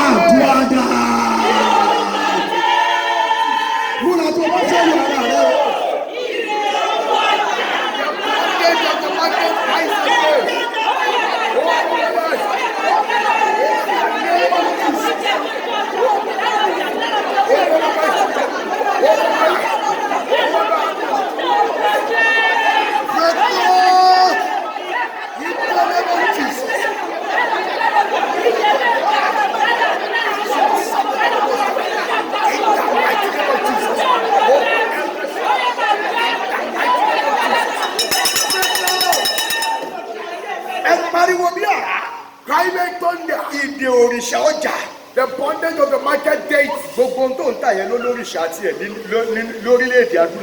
Everything that you sell or buy has its own dating in this African country. Because that person that did the code, he don't know the kind of mysterious company he or she has that they allow that person to. So it's a dating that will be the one that you just bought it and it did not serve us. It's supposed to be it has a kind of linguistic language.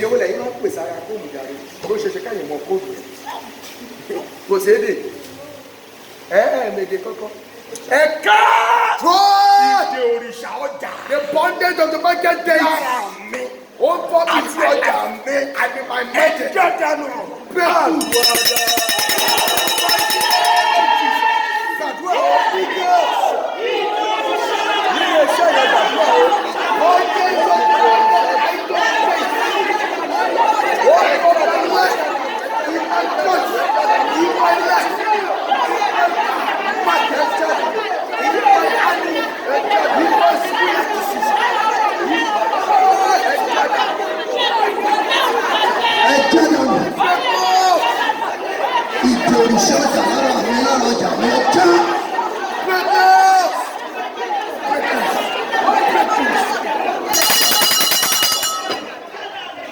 ìdè kọ́kọ́rọ́ alátẹ ọjà. The bondage of the keys of the merchandise spirit. So that the key of the merchandise spirit is his own. Draw. Ìdè kọ́kọ́rọ́ alátẹ ọjà.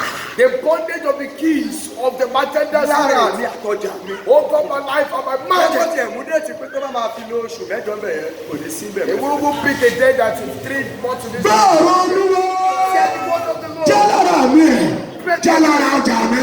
Àdúrà. Holy God.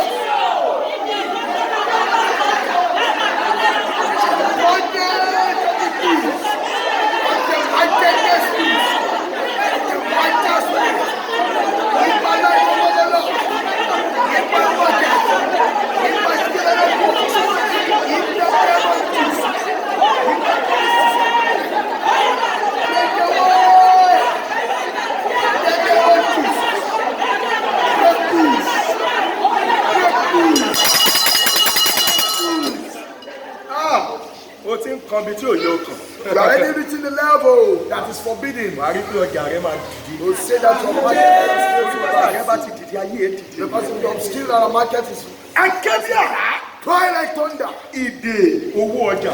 The bondage of the market money. Ọkọ̀tà wọn wá náwó fún ẹ wò mọ́ owó tó ná fún ẹ. You get to spend money for you, don't know the time.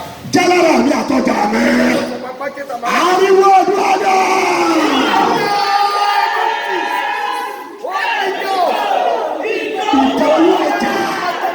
Lára mi àtọjà mi. Ṣàwọn ìkọ́wé bá máa jẹ gbèsè lọ́dọ̀sí. My annual.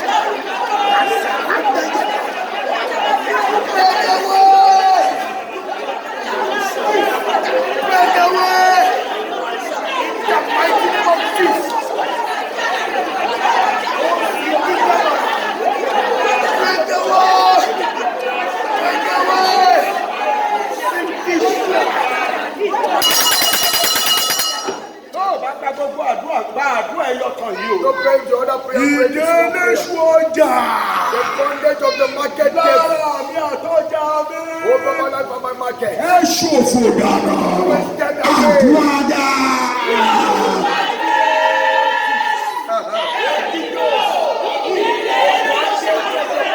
Devils.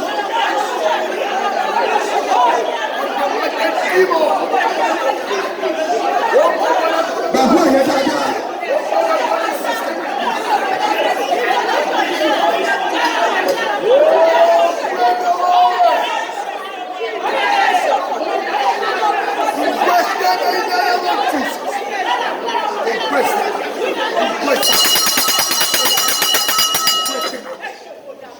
Ìwọ wàá máa láti dé ọ́fíìsì mi rẹ̀ kó mọ bí ṣe máa ń ṣe ọ̀la báńkì sọ bó ṣe máa lọ nìyẹn o wàá máa sọ pé Olúwa má jẹ́ n réwu.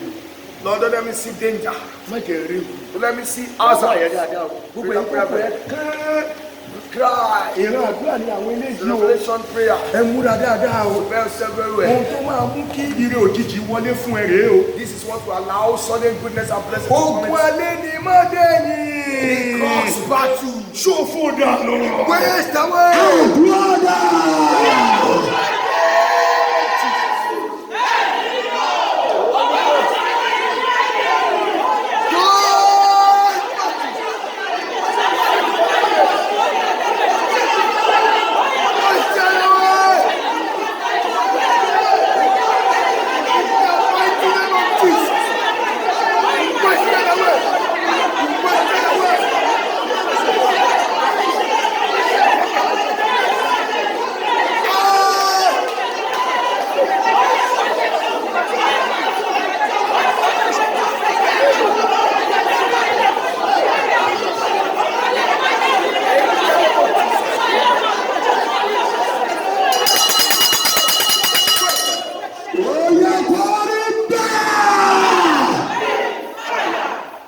Pariwo àdúrà kejì ó yá máa bọ̀. Try this one time. Ogun tó ń bọ́ṣọ lára mi. The battle that removes Olúwa garment from me. ṣẹ́wọ́ rẹ̀ láàárọ̀ ìdè tó lọ. Lord, destroy before I go. Ogun tó ṣàfẹ́ kí n ṣẹ̀sìn ṣá. The battle that wants me to be disgraced. Ogun tí ń bọ́ṣọ lára mi. That removes clothes. Ẹ ṣẹ́wọ́ lẹ̀ láàárọ̀ yìí. Ariwo àdúrà dà.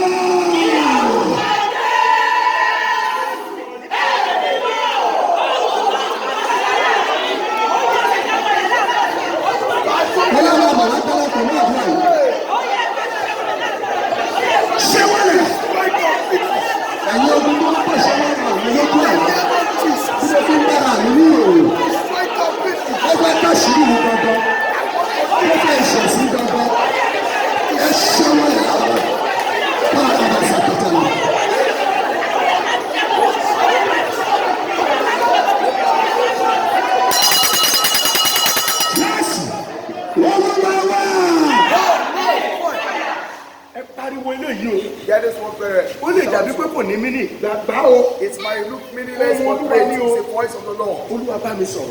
Lord, speak to me. Lórí ọjà mi bá mi sọ̀rọ̀. Over my market, speak to me. Tó bá bá ẹ sọ̀rọ̀. If it speaks with Ó you, là nìyẹn. you are already successful. Ó kàn lè sọ pé I just tell you that POS yẹ. this is your POS. Má ṣe ládùúgbò yìí.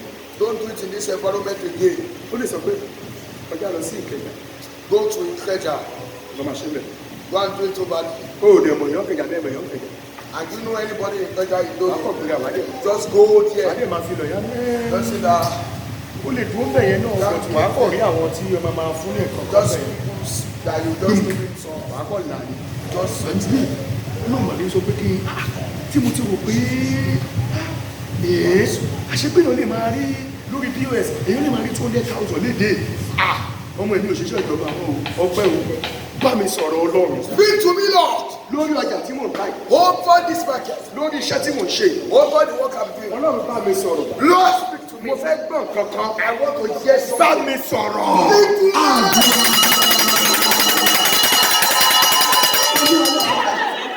Wọ́n sọ fún àwọn ọ̀rẹ́ kí n bá wọn sọ̀rọ̀. Bá mi sọ̀rọ̀. Bá mi sọ̀rọ̀. Mo mọ̀ pé mo bá bá mi sọ̀rọ̀ wàhálà. Bá mi sọ̀rọ̀ yẹn ló bá bá mi sọ̀rọ̀ tó bá jáde bí òun bẹ̀ yẹn. Bó ṣẹ̀ṣẹ̀ jáde ayé ẹ̀dá bá mi sọ̀rọ̀. Mo bá ń sáàkì sọ̀rọ̀. Báyìí mo ti fẹ́ kúrò yẹn kó má kúrò ń bẹ̀ yẹn. Ibẹ̀ mo ti máa sọ́dọ̀ rẹ̀ máa báyìí náà sọ̀rọ̀. Bá mi sọ̀rọ̀.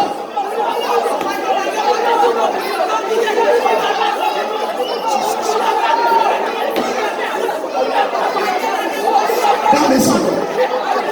Bá mi sọ̀rọ̀.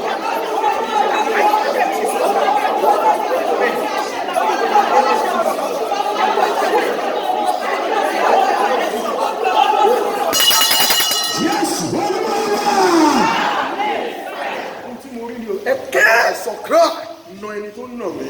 Lord, beat whosoever is beating me. Ẹni tó ní mí lára. The person that is afflicting me. Olúwa lù. Lord, beat. Ẹ̀mí tí wọ́n nà. Lord, beat that Ẹni tó person. ní iṣẹ́ mi lára. The person that is troubling my work. That is troubling my children. Ọlọ́run máa nà. Lord, beat Máa them. nà. Beat them. Máa nà. Beat them. Àdúrà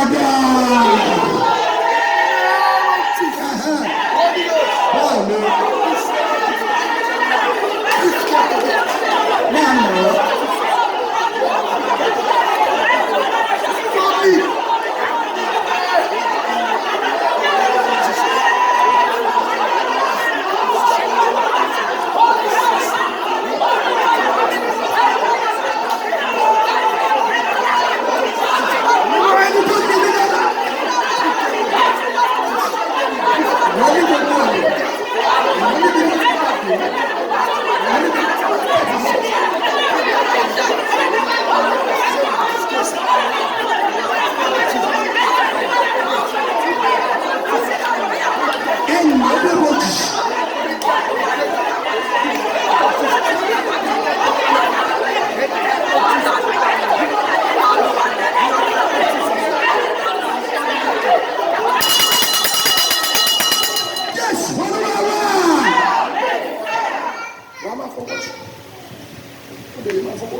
Can be eating your hand, stomach. Kọ mo kọ ohun tí ayé gbé sínú mi. I vomit whatsoever. Wàá máa fi sínú ṣe wàá máa ṣe. Mo kọ. I vomit it. Ẹ gbàdúrà yẹn o. Ìyìn Olúwa ni o. It's a revelation of the Lord. Ó mọ̀ kó jìjì ló ránṣẹ́. That I suddenly got it. I vomit it. Ayé gbé sínú. What if the enemy has Ohun tó placed fọ́jú pamọ́ sínú mi. whatever has been kept Mo in me kọ. by the enemy, I vomit it. Ó jẹ́ àdúrà náà. Máa ṣe bó ṣe wù mí, máa gbàdúrà yẹn. I vomit. Ó ti pamọ́ sínú mi ló pè é. Tí ò jẹ́ káyọ̀ ìlú dáa, tí ò jẹ́ jèrè iṣẹ́ mi, tí ò jẹ́ lérò, tí ò jẹ́ lágbàdo ló pọ̀ á. Ló pọ̀ á. Má pọ̀ á, má pọ̀ á, ló pọ̀ á.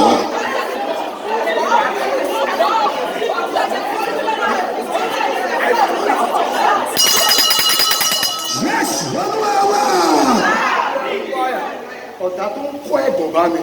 The enemy that brings reproach to me, Olúwa dá ẹ̀gàn padà sí lára. Lord, return his reproach back to him. Ẹni tó ń fi ẹ̀gàn yí mi lára kiri. The enemy that is using Ó lọ ń bà reproach mí to jẹ́ mock kiri. me, That's pointing me around. Olúwa dá ìwọ ẹ̀ padà Lord, sórí ẹ̀. return back this reproach. Ó yà àdúrà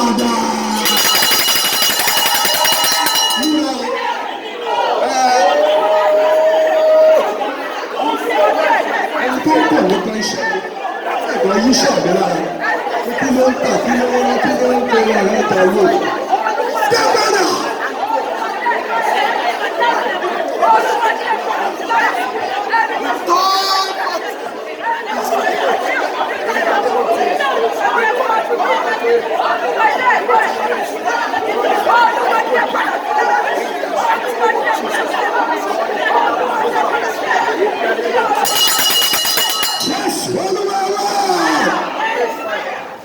I'm digging the ground for you. Celebration. Lord, destroy my killer. Lord, destroy my killer. The Yoruba will call them Asiri. Just pray and pray. So ó lè máa wo pé èwo ló ń pè lóní pupa ni ṣáàgó má tiẹ̀ mọ̀ wọ́n ṣáàjẹ́ ó lọ sún síbì kan Olúwa pa onípupa ni ìlú Lord, kill my assailant. onípupa ni iṣẹ́ mi The assailant of my business. tó yẹ kí ó sọ pé kí ló fẹ́ lọ bá rẹ̀ What do you want to ṣọ́jà do? lọ́kàn lẹ́yìn I didn't buy ẹ má it. jò jẹ pọ̀ ìsìn àná mi ò sọ pé ó jẹ ọ̀gá o but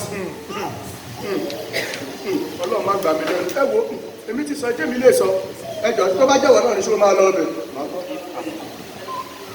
àwọn pa onípupa ní ọjà mi Lord, kill my assailant. pa onípupa ní ọmọ mi Kill the assailant of my children, my pa business. onípupa ní ọkọ mi. Kill the assailant of my husband. Àdúrà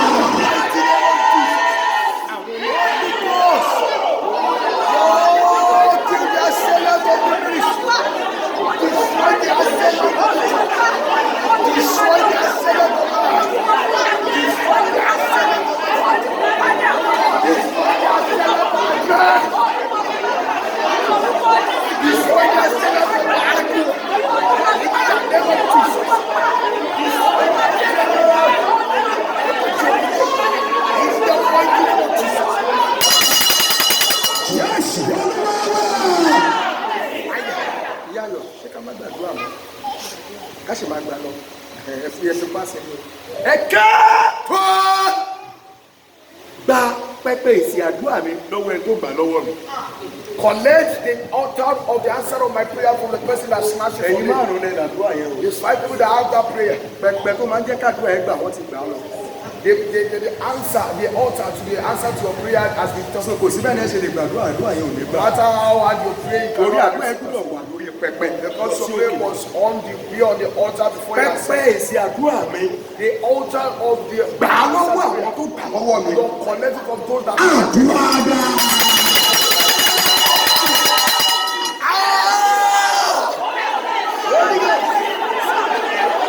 altar of my prayers.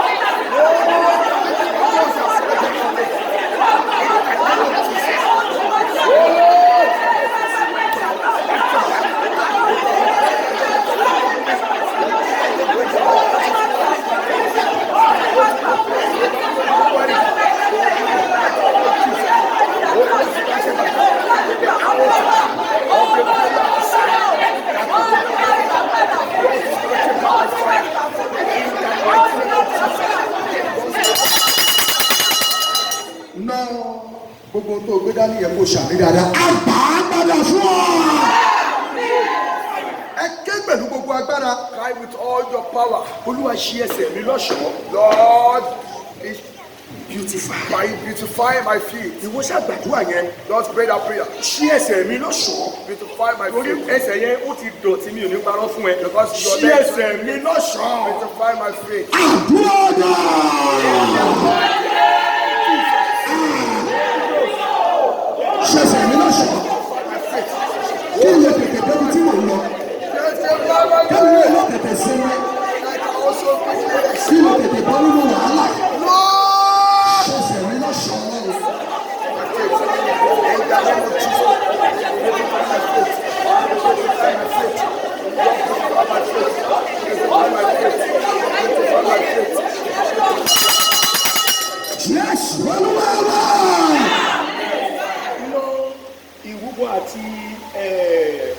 irinṣẹ́ ọ̀gá yẹn lọ sókè dáadáa bí bá ní o káwọ́lẹ̀ ní o tó káwọ́lẹ̀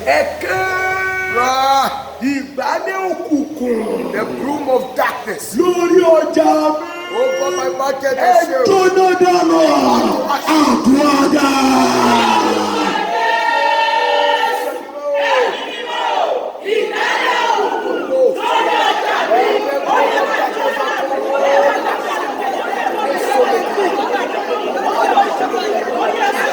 Àṣàkó jóná dànù.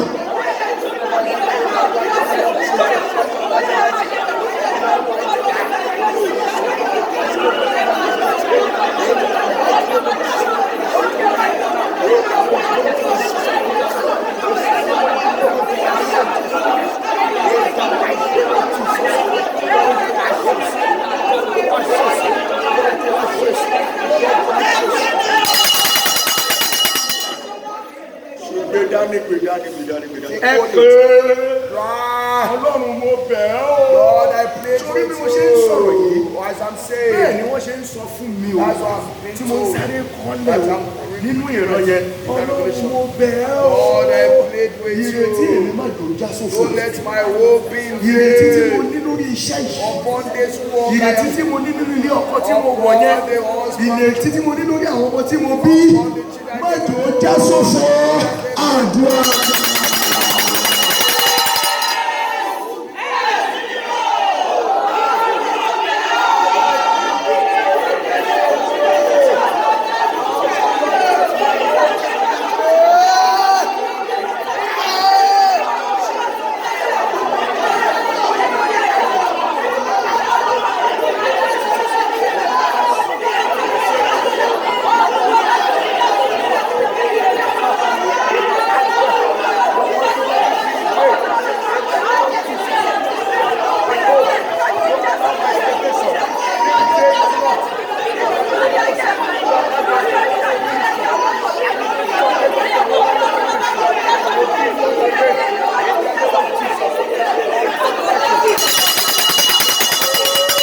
Ẹ pariwo bí àrá. like thunder. Ẹ̀mí wó. Spirit of death, Jáde lára mi àtọjà mi. come out of my life and my market. Ẹlòmíì ìdí ọjà ló ti rí kú e. Some people Nítorí pé ẹ̀mí kú ń bẹnu with ọjà their rẹ̀. market, they squat death. Ẹ̀mí wó. Spirit of death, Jáde lára mi àtọjà mi. Ariwo àdúrà.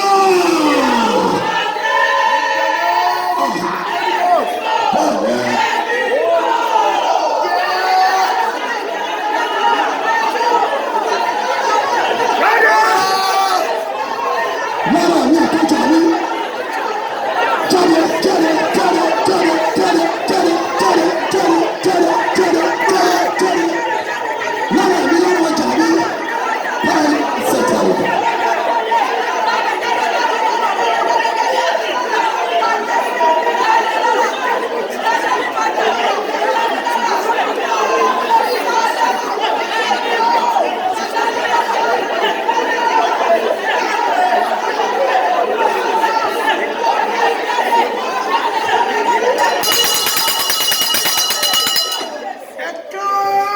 cry. Àwọn tó dẹ̀ tó ní àdúrà ilé ìwọ̀n sí.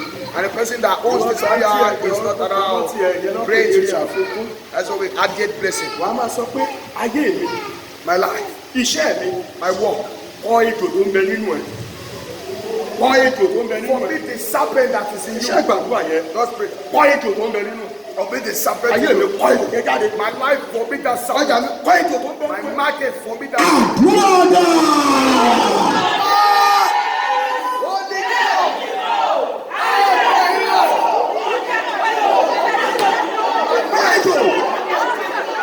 Mọ́sí ọ̀rọ̀ yìí pé bàbá tó mú dání lè dojo.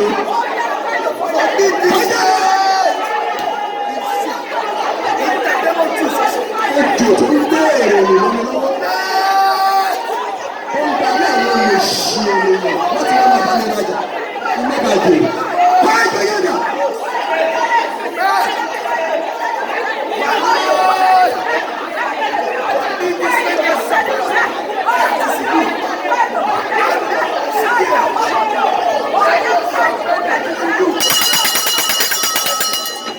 Àmì méje Jésù Olúwa wá.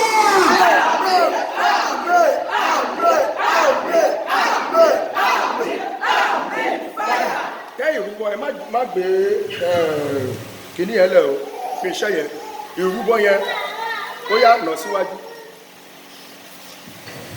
lọ ìrúbọ yẹn síwájú ẹgbọ́n tí Olúwa sọ fún mi o. Know what the Lord told me? Olúwa sọ pé nínú gbogbo ẹ máa dúpẹ́. The Lord said that in everything give thanks. Àìparí àdúgbò kù ṣẹ́jú mẹ́rin gbọ́dọ̀ fẹ́ dúpẹ́ láàrin But you just want to thank God. mi ìmọ̀ bóyá máa ń ṣe ẹ lóore o. I don't know, maybe your bóyá God ṣọmọ ẹ lóore o. maybe he did good. torí ẹlòmíì kì í rí nǹkan kò ń rí pé ó sùn láyé ojí láyọ̀ kò rí bí oore ń tiẹ̀. Other people, they are not saying they are waking up and they are sleeping. ó rà tó sọ àwọn tájọ sùn lánàá lájọ jí láàárọ̀ Because yìí. he got everybody that so oore tiẹ̀ ní pé tọ́lọ́wọ́ bá ti ra mọ́tò 600 million fún his kò own tí ì goodness ṣoore. is that if God has not bought 6.4 million cars, ó yá máa dúpẹ́ máa dúpẹ́ sọ èrè ìdí tó fi sọ pé o ṣe bákan máa sọ pé o ṣe lórí ọkọ ọta ìbò òjò fà á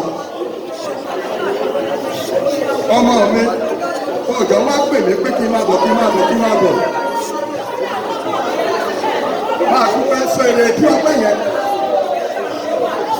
ọjà tó ń tà ó ṣubú sílẹ̀ kó lè kú sílẹ̀ lẹ́sẹ̀kẹsẹ̀. Ẹ ṣe.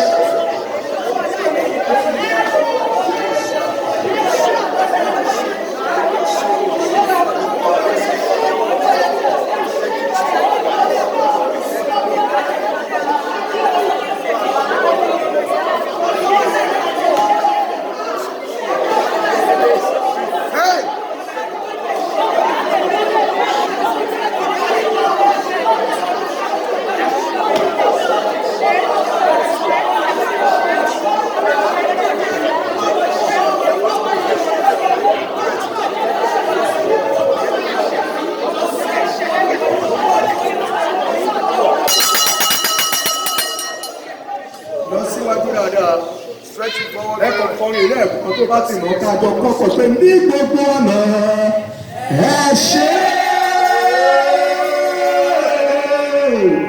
ní gbogbo ọ̀nà ẹ ṣe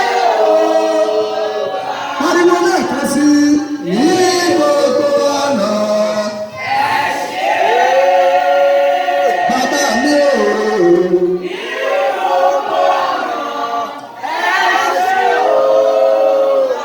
Sọ́lẹ̀ ẹ̀kọ́ sí ọlọ́run fún ìyè orí bí nǹkan yẹn.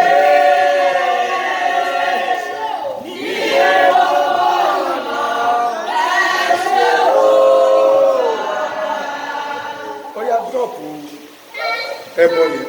Drop that sacrifice. Ó dẹ̀ lè tún dínkù fúnra rẹ̀ o tún yọ sẹ́yìn pé ọpẹ́ wọn wà ní kí n ká ṣe ọwọ́ wa. Má tí ì lọ àyè rẹ o. Ó kù ṣẹ́jú mẹ́ta o. Wait 3 minutes. Jẹ́ ẹni iṣẹ́ tó fi rán mi sí ẹ̀tọ́. Let me relay the message that I have been sent to you to deliver. Gbé kìíní yẹn dáadé dáadáa. Ohun tó mú dání yẹn ti la àwọn èèyàn. Ṣé ṣíbí ọbẹ̀ yín lélẹ̀ tẹ́ fún ìbẹ̀ yín? Ṣíbí tó mú yẹn ti la àwọn kan. Ó ti tìtorí ẹ̀ pé àwọn kan pé máa bọ̀ lókè òkun. Wá lu ọwọ́ ṣíbí yẹn lẹ́ẹ̀kan sí. Torí ó dàbí pé mi ò jẹ ọbẹ̀ yìí rí. Mo gbọ́ pé àwọn kan tó ń ṣe bẹ́ẹ̀ lọ Lọ́ńdọ̀nù mo ní kí ló ṣẹlẹ̀ ń bẹ̀ lọ́dọọdọ́ máa bá wọn sí ọbẹ̀ yẹn wá di ìṣe máa gbé lọ gbé sí fídíò lóṣù kan kékeré kan ó dẹ̀ níye tó máa mú ní àà kò sẹ́ni tó ń ṣe bẹ́ẹ̀ bẹ́ẹ̀ àwọn ìdájú àwọn ilẹ̀ ti gba ṣé olúwa o tí màá ní màá lọ kọ́ṣẹ́ ọbẹ̀ láti ilẹ̀ ti gba ṣé olúwa o kò sí wàá lẹ́gbẹ̀ẹ́ gbogbo kò bẹ̀ iṣẹ́ ọ̀nà ọbẹ̀ mi nìyẹn mo kàn gbọ́ ni mú ṣẹ̀yẹ dáadáa ó kù ìṣẹ́jú mẹ́ta. Then 3 minutes. Olúwa sọ pé. The Lord said that. Ṣáàtì hallelujah méje. I will shout 7 hallelujah. Ògo méje. 7 glories. N tó sọ fún mi ni kí n bá gbàgbọ́ mò ń kọ́lẹ̀. So I will not forget that. Ìran tó clear ni. It's a very clear vision. Sórí irinṣẹ́ yẹn ló máa fi kí hallelujah yẹn. Is that instrument in your hand? Ikú àyà fún iṣẹ́. Death will depart from your work.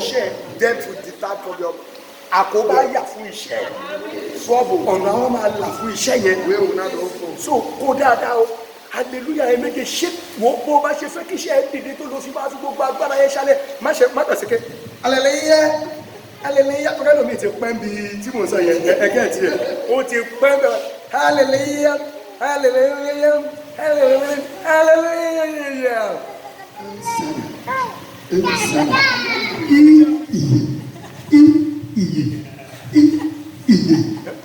Ó fi gbogbo ìyẹn lẹ̀. Kẹ́ẹ̀rí àwọn ọkọ. Cry like a farmer. Hallelujah méje. 7 hallelujah. Ògo méje. Sound good. Irinṣẹ́ yẹn fi ké.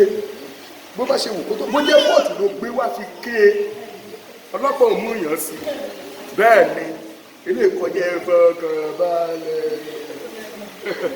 Lọ débọ̀ kókó lọ máa ṣe ẹ̀fọ́kànbalẹ̀ wá lé ẹ̀ dànù. Ṣé o ti ṣe tán? Hallelujah méje ó yá.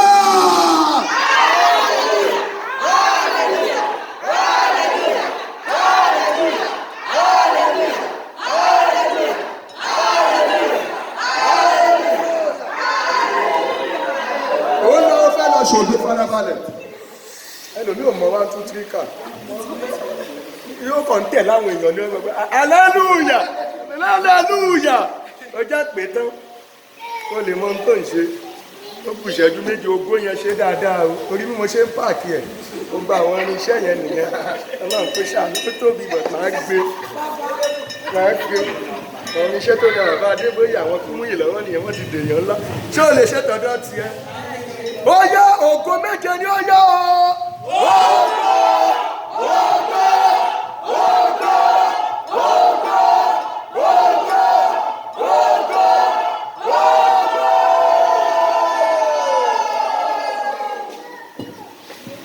Ó kù ìṣẹ́jú méjì máa lé ká ìkàbà. Remain 2 minutes. Ẹ kú orúkọ Jésù. Shout the name of Jesus. Agbára láti jèrè lójijì. The power to see profits immediately. Wọnú mi àti iṣẹ́ mi lọ. Come into my life and my work. Ìgbà mẹ́ta péré ni máa fún ẹ fún ìgbàdúrà yẹn. Pray that prayer 3 times. Agbára láti jèrè lójijì. Power to profit in their business. Ọjọ́ bọ̀tà bá ti mọ ọjọ́ tó fẹ́ jèrè, wọ́n máa dojú ẹ̀ bolẹ̀ fún ẹ. The day the enemy knows that you want to profit, they will turn that market Ṣùgbọ́n upside tí down. èrè bá ń wọlé lójijì, But if profit is coming in fúnra ẹ suddenly, ló máa ra lẹ̀ lójijì. you yourself will buy Wàá land kọ́lé suddenly. lójijì. You will build that Wàá wá suddenly. pe àwọn ọ̀tá lójijì. You will now Wọ́n máa ní ìgbà wọn ti cause bẹ̀rẹ̀ wọn ní kò tí ẹ̀ ní ìlú náà. Ó kàn ń wá ibẹ̀ náà ni mo kọ́ tí ẹ̀. Ilẹ̀ yẹn kọ̀ yọ ọlọ́ba dẹ̀ sọ́kùn tí n bá sáré rà. Ilẹ̀ wà lẹ́kọ̀ọ́ yìí o. Ilẹ̀ wà ń ké tó wà lálápẹ̀rẹ̀ o. Má sọ pé à sùn tí ẹ̀ síbi títa ló sọ fún ẹ wọ́n ń ta lé ó máa rà á nú ẹ̀. Sọ pé ilẹ̀ ti tán. Bílẹ̀ bá kọ́kọ́ ta lé wọn. Ìwádìí kò wó lẹ̀ tí ìwádìí wo wá fún. Àbẹ́ òrí wọn láwọn àdúgbò wa. Akọ́tẹ́sì tó dá àwọn èèyàn sọ pé ní dìpọ́ọ̀tù náà ní bẹ́ẹ̀ ni o. Ó dọ́gbọ́n sí ọgbọ́n Jésù mo dá sí o. Ọlọ́run kò ránṣẹ́ sí mi lójijì náà ni mo dẹ̀ wá lójijì. Ẹ pariwo agbára power láti jèrè lójijì. to profit suddenly. Wàrà mi àti iṣẹ́ mi lọ́wọ́. Enter into my life and my work. Àdúrà. Holy Ghost. In the name of Jesus. Enter into my life. Enter into my life. Enter into my life and my work. In the name of Jesus. Enter into my life and my work. In the mighty name of Jesus. Enter into my life and my work. In the mighty name of Jesus. Enter into my life. In the name of Jesus. Enter into my life. In the name of Jesus. Ìgbà kejì rèé. He's a second Wàá time. pariwo Ọlọ́run òjijì o. God of the suddenly. Fún ayé mi àti iṣẹ́ mi ní ẹ̀rí òjijì. Give my life and my work the miracle of sudden. Fún ayé mi àti iṣẹ́ mi ní ẹ̀rí lójijì. Give my life and my work the miracle of sudden. Àdúrà. Ọlọ́run òjijì o. Iṣẹ́ mi, ayé mi, ìpè mi, fún ní ẹ̀rí òjijì. Ẹ̀rí òjijì. Ẹ̀rí òjijì.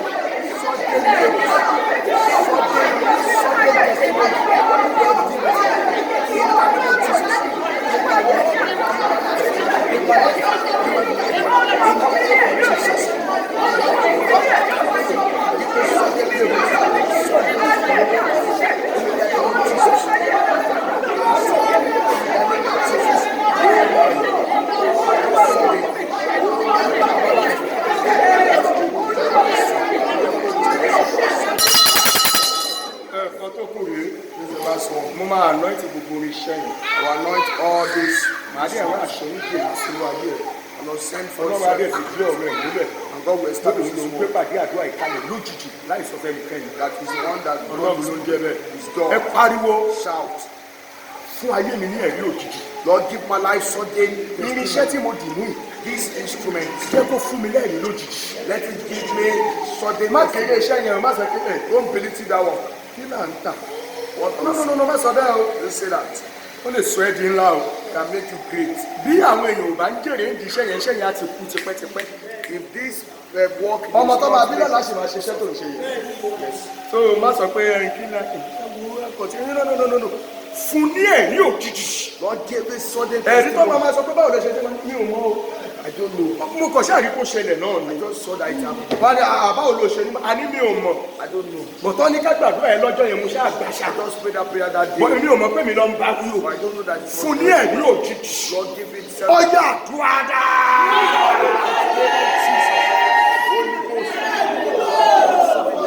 ọlọ́run òjijì o ọlọ́run olókè yìí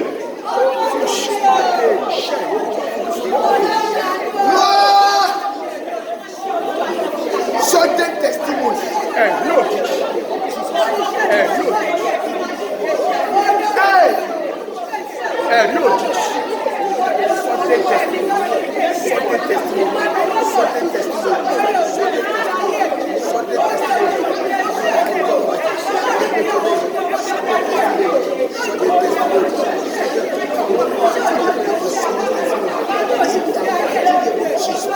Sudden testimony.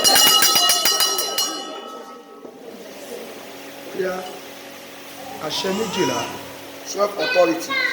ìwọ kò gbọ́rọ̀ You just obey. àṣẹ méjìlá lọ sáyé ẹ kó lọ mú Just go back to our sitting position. má fi iṣẹ́ yẹn lẹ̀ o Don't leave that instrument, that tool.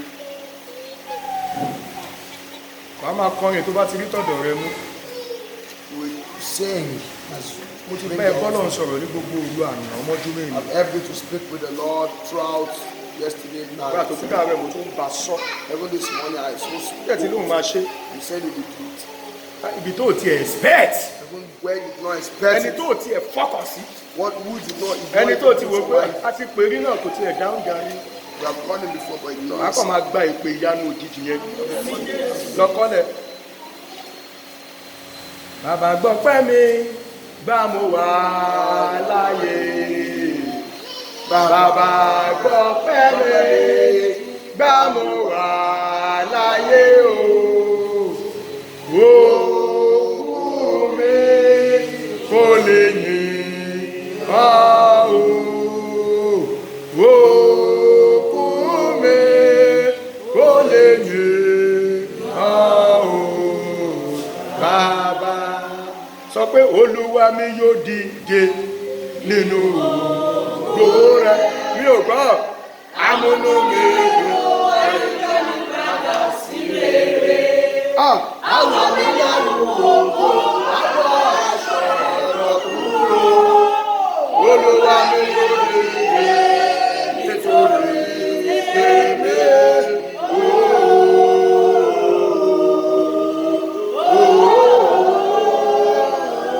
ṣé lẹ́ẹ̀kan sí olúwa yóò dìde olúwa mi yóò dìde nínú ògo àṣẹ ọ̀rọ̀ ni o amúnú mi dùn ayé balẹ̀ sí rere àwọn mi lẹ́rù ògo àbọ̀ aṣọ ẹ̀rọ kúrò olúwa mi yóò dìde nítorí èmi.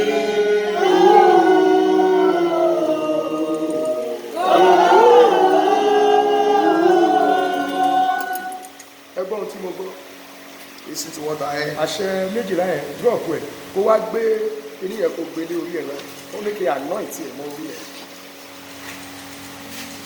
olúwa mi yóò dìde oya nínú ògo rú ẹrù ẹrù amúnú mi dùn ayé bá mi padà sí rere. àwọn mi lẹ́rù ògo abọ́ aṣọ ẹ̀dọ̀ kúrò olúwa mi yóò dìde nítorí èmi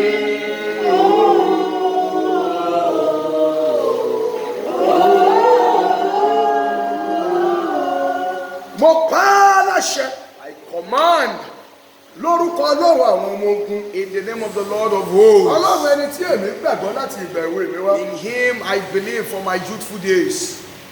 mo sọ bí ìwòlíì ọlọ́run. I say as a prophet of God, gbogbo bí tó o bá gbé iṣẹ́ rẹ kalẹ̀ sí. anywhere you establish your tools for work, ó yá kí ayé àti ọ̀run kí wọ́n fi àyè gbà ọ́. jẹ́ kí lè pé méjìlá. let this one complete 12. mo pa á láṣẹ. I make a decree. mo lu àṣẹ òjijì I do the sudden fún ire òjijì. for sudden ẹ̀rí òjijì. sudden ìrànlọ́wọ́ òjijì. sudden ìpè ayọ̀ òjijì. call of joy, ìgbédìde òjijì. sudden call of joy, ìsọjí ńlá òjijì. create a light bí ayé àwa ènìyàn wọ̀nyí in the life lórí of we the people. láti ìṣẹ̀ṣẹ̀ lọ. From this time forth, gbogbo bí tó o bá nawọ́ iṣẹ́ yìí dé. everywhere you put these tools, ìsọjí ńlá òjijì. create sudden tí a kò lè enlightenment dádúró dín lọ́wọ́ dín lọ́dọ̀. that cannot be stopped or blocked or àmì méjìlá ni o. amen. lórúkọ Jésù ó yá kó farahàn lára rẹ.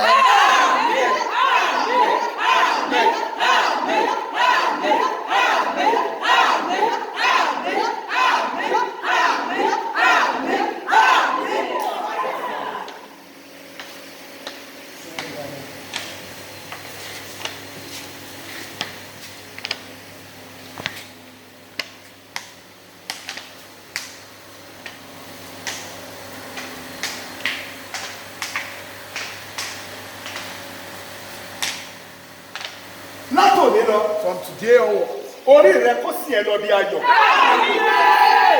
kó sì ẹ wọnú ògo. wọn ò ní dá orí ìdúró mọ́. wọn ò ní dá iṣẹ́ ìdúró mọ́.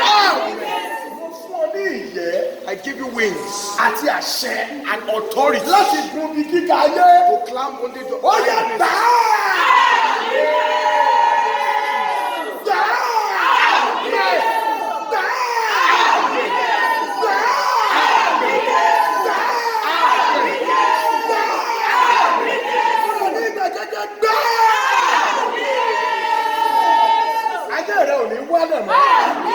iṣẹ́ rẹ ò ní wálẹ̀ mọ́.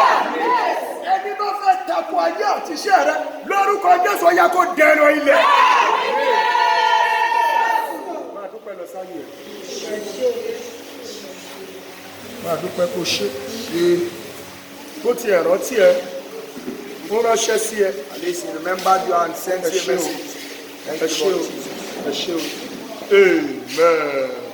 ẹ jẹ́ àjókòó. Let us have a seat. ẹ dúpẹ́ lọ́wọ́ àwọn ọlọ́run tá a kà pàdé àdúrà ẹ̀ sí Thank the pàtàkì. children of God that came for this ṣé gbogbo àwọn èèyàn tó program. bá bẹ̀rẹ̀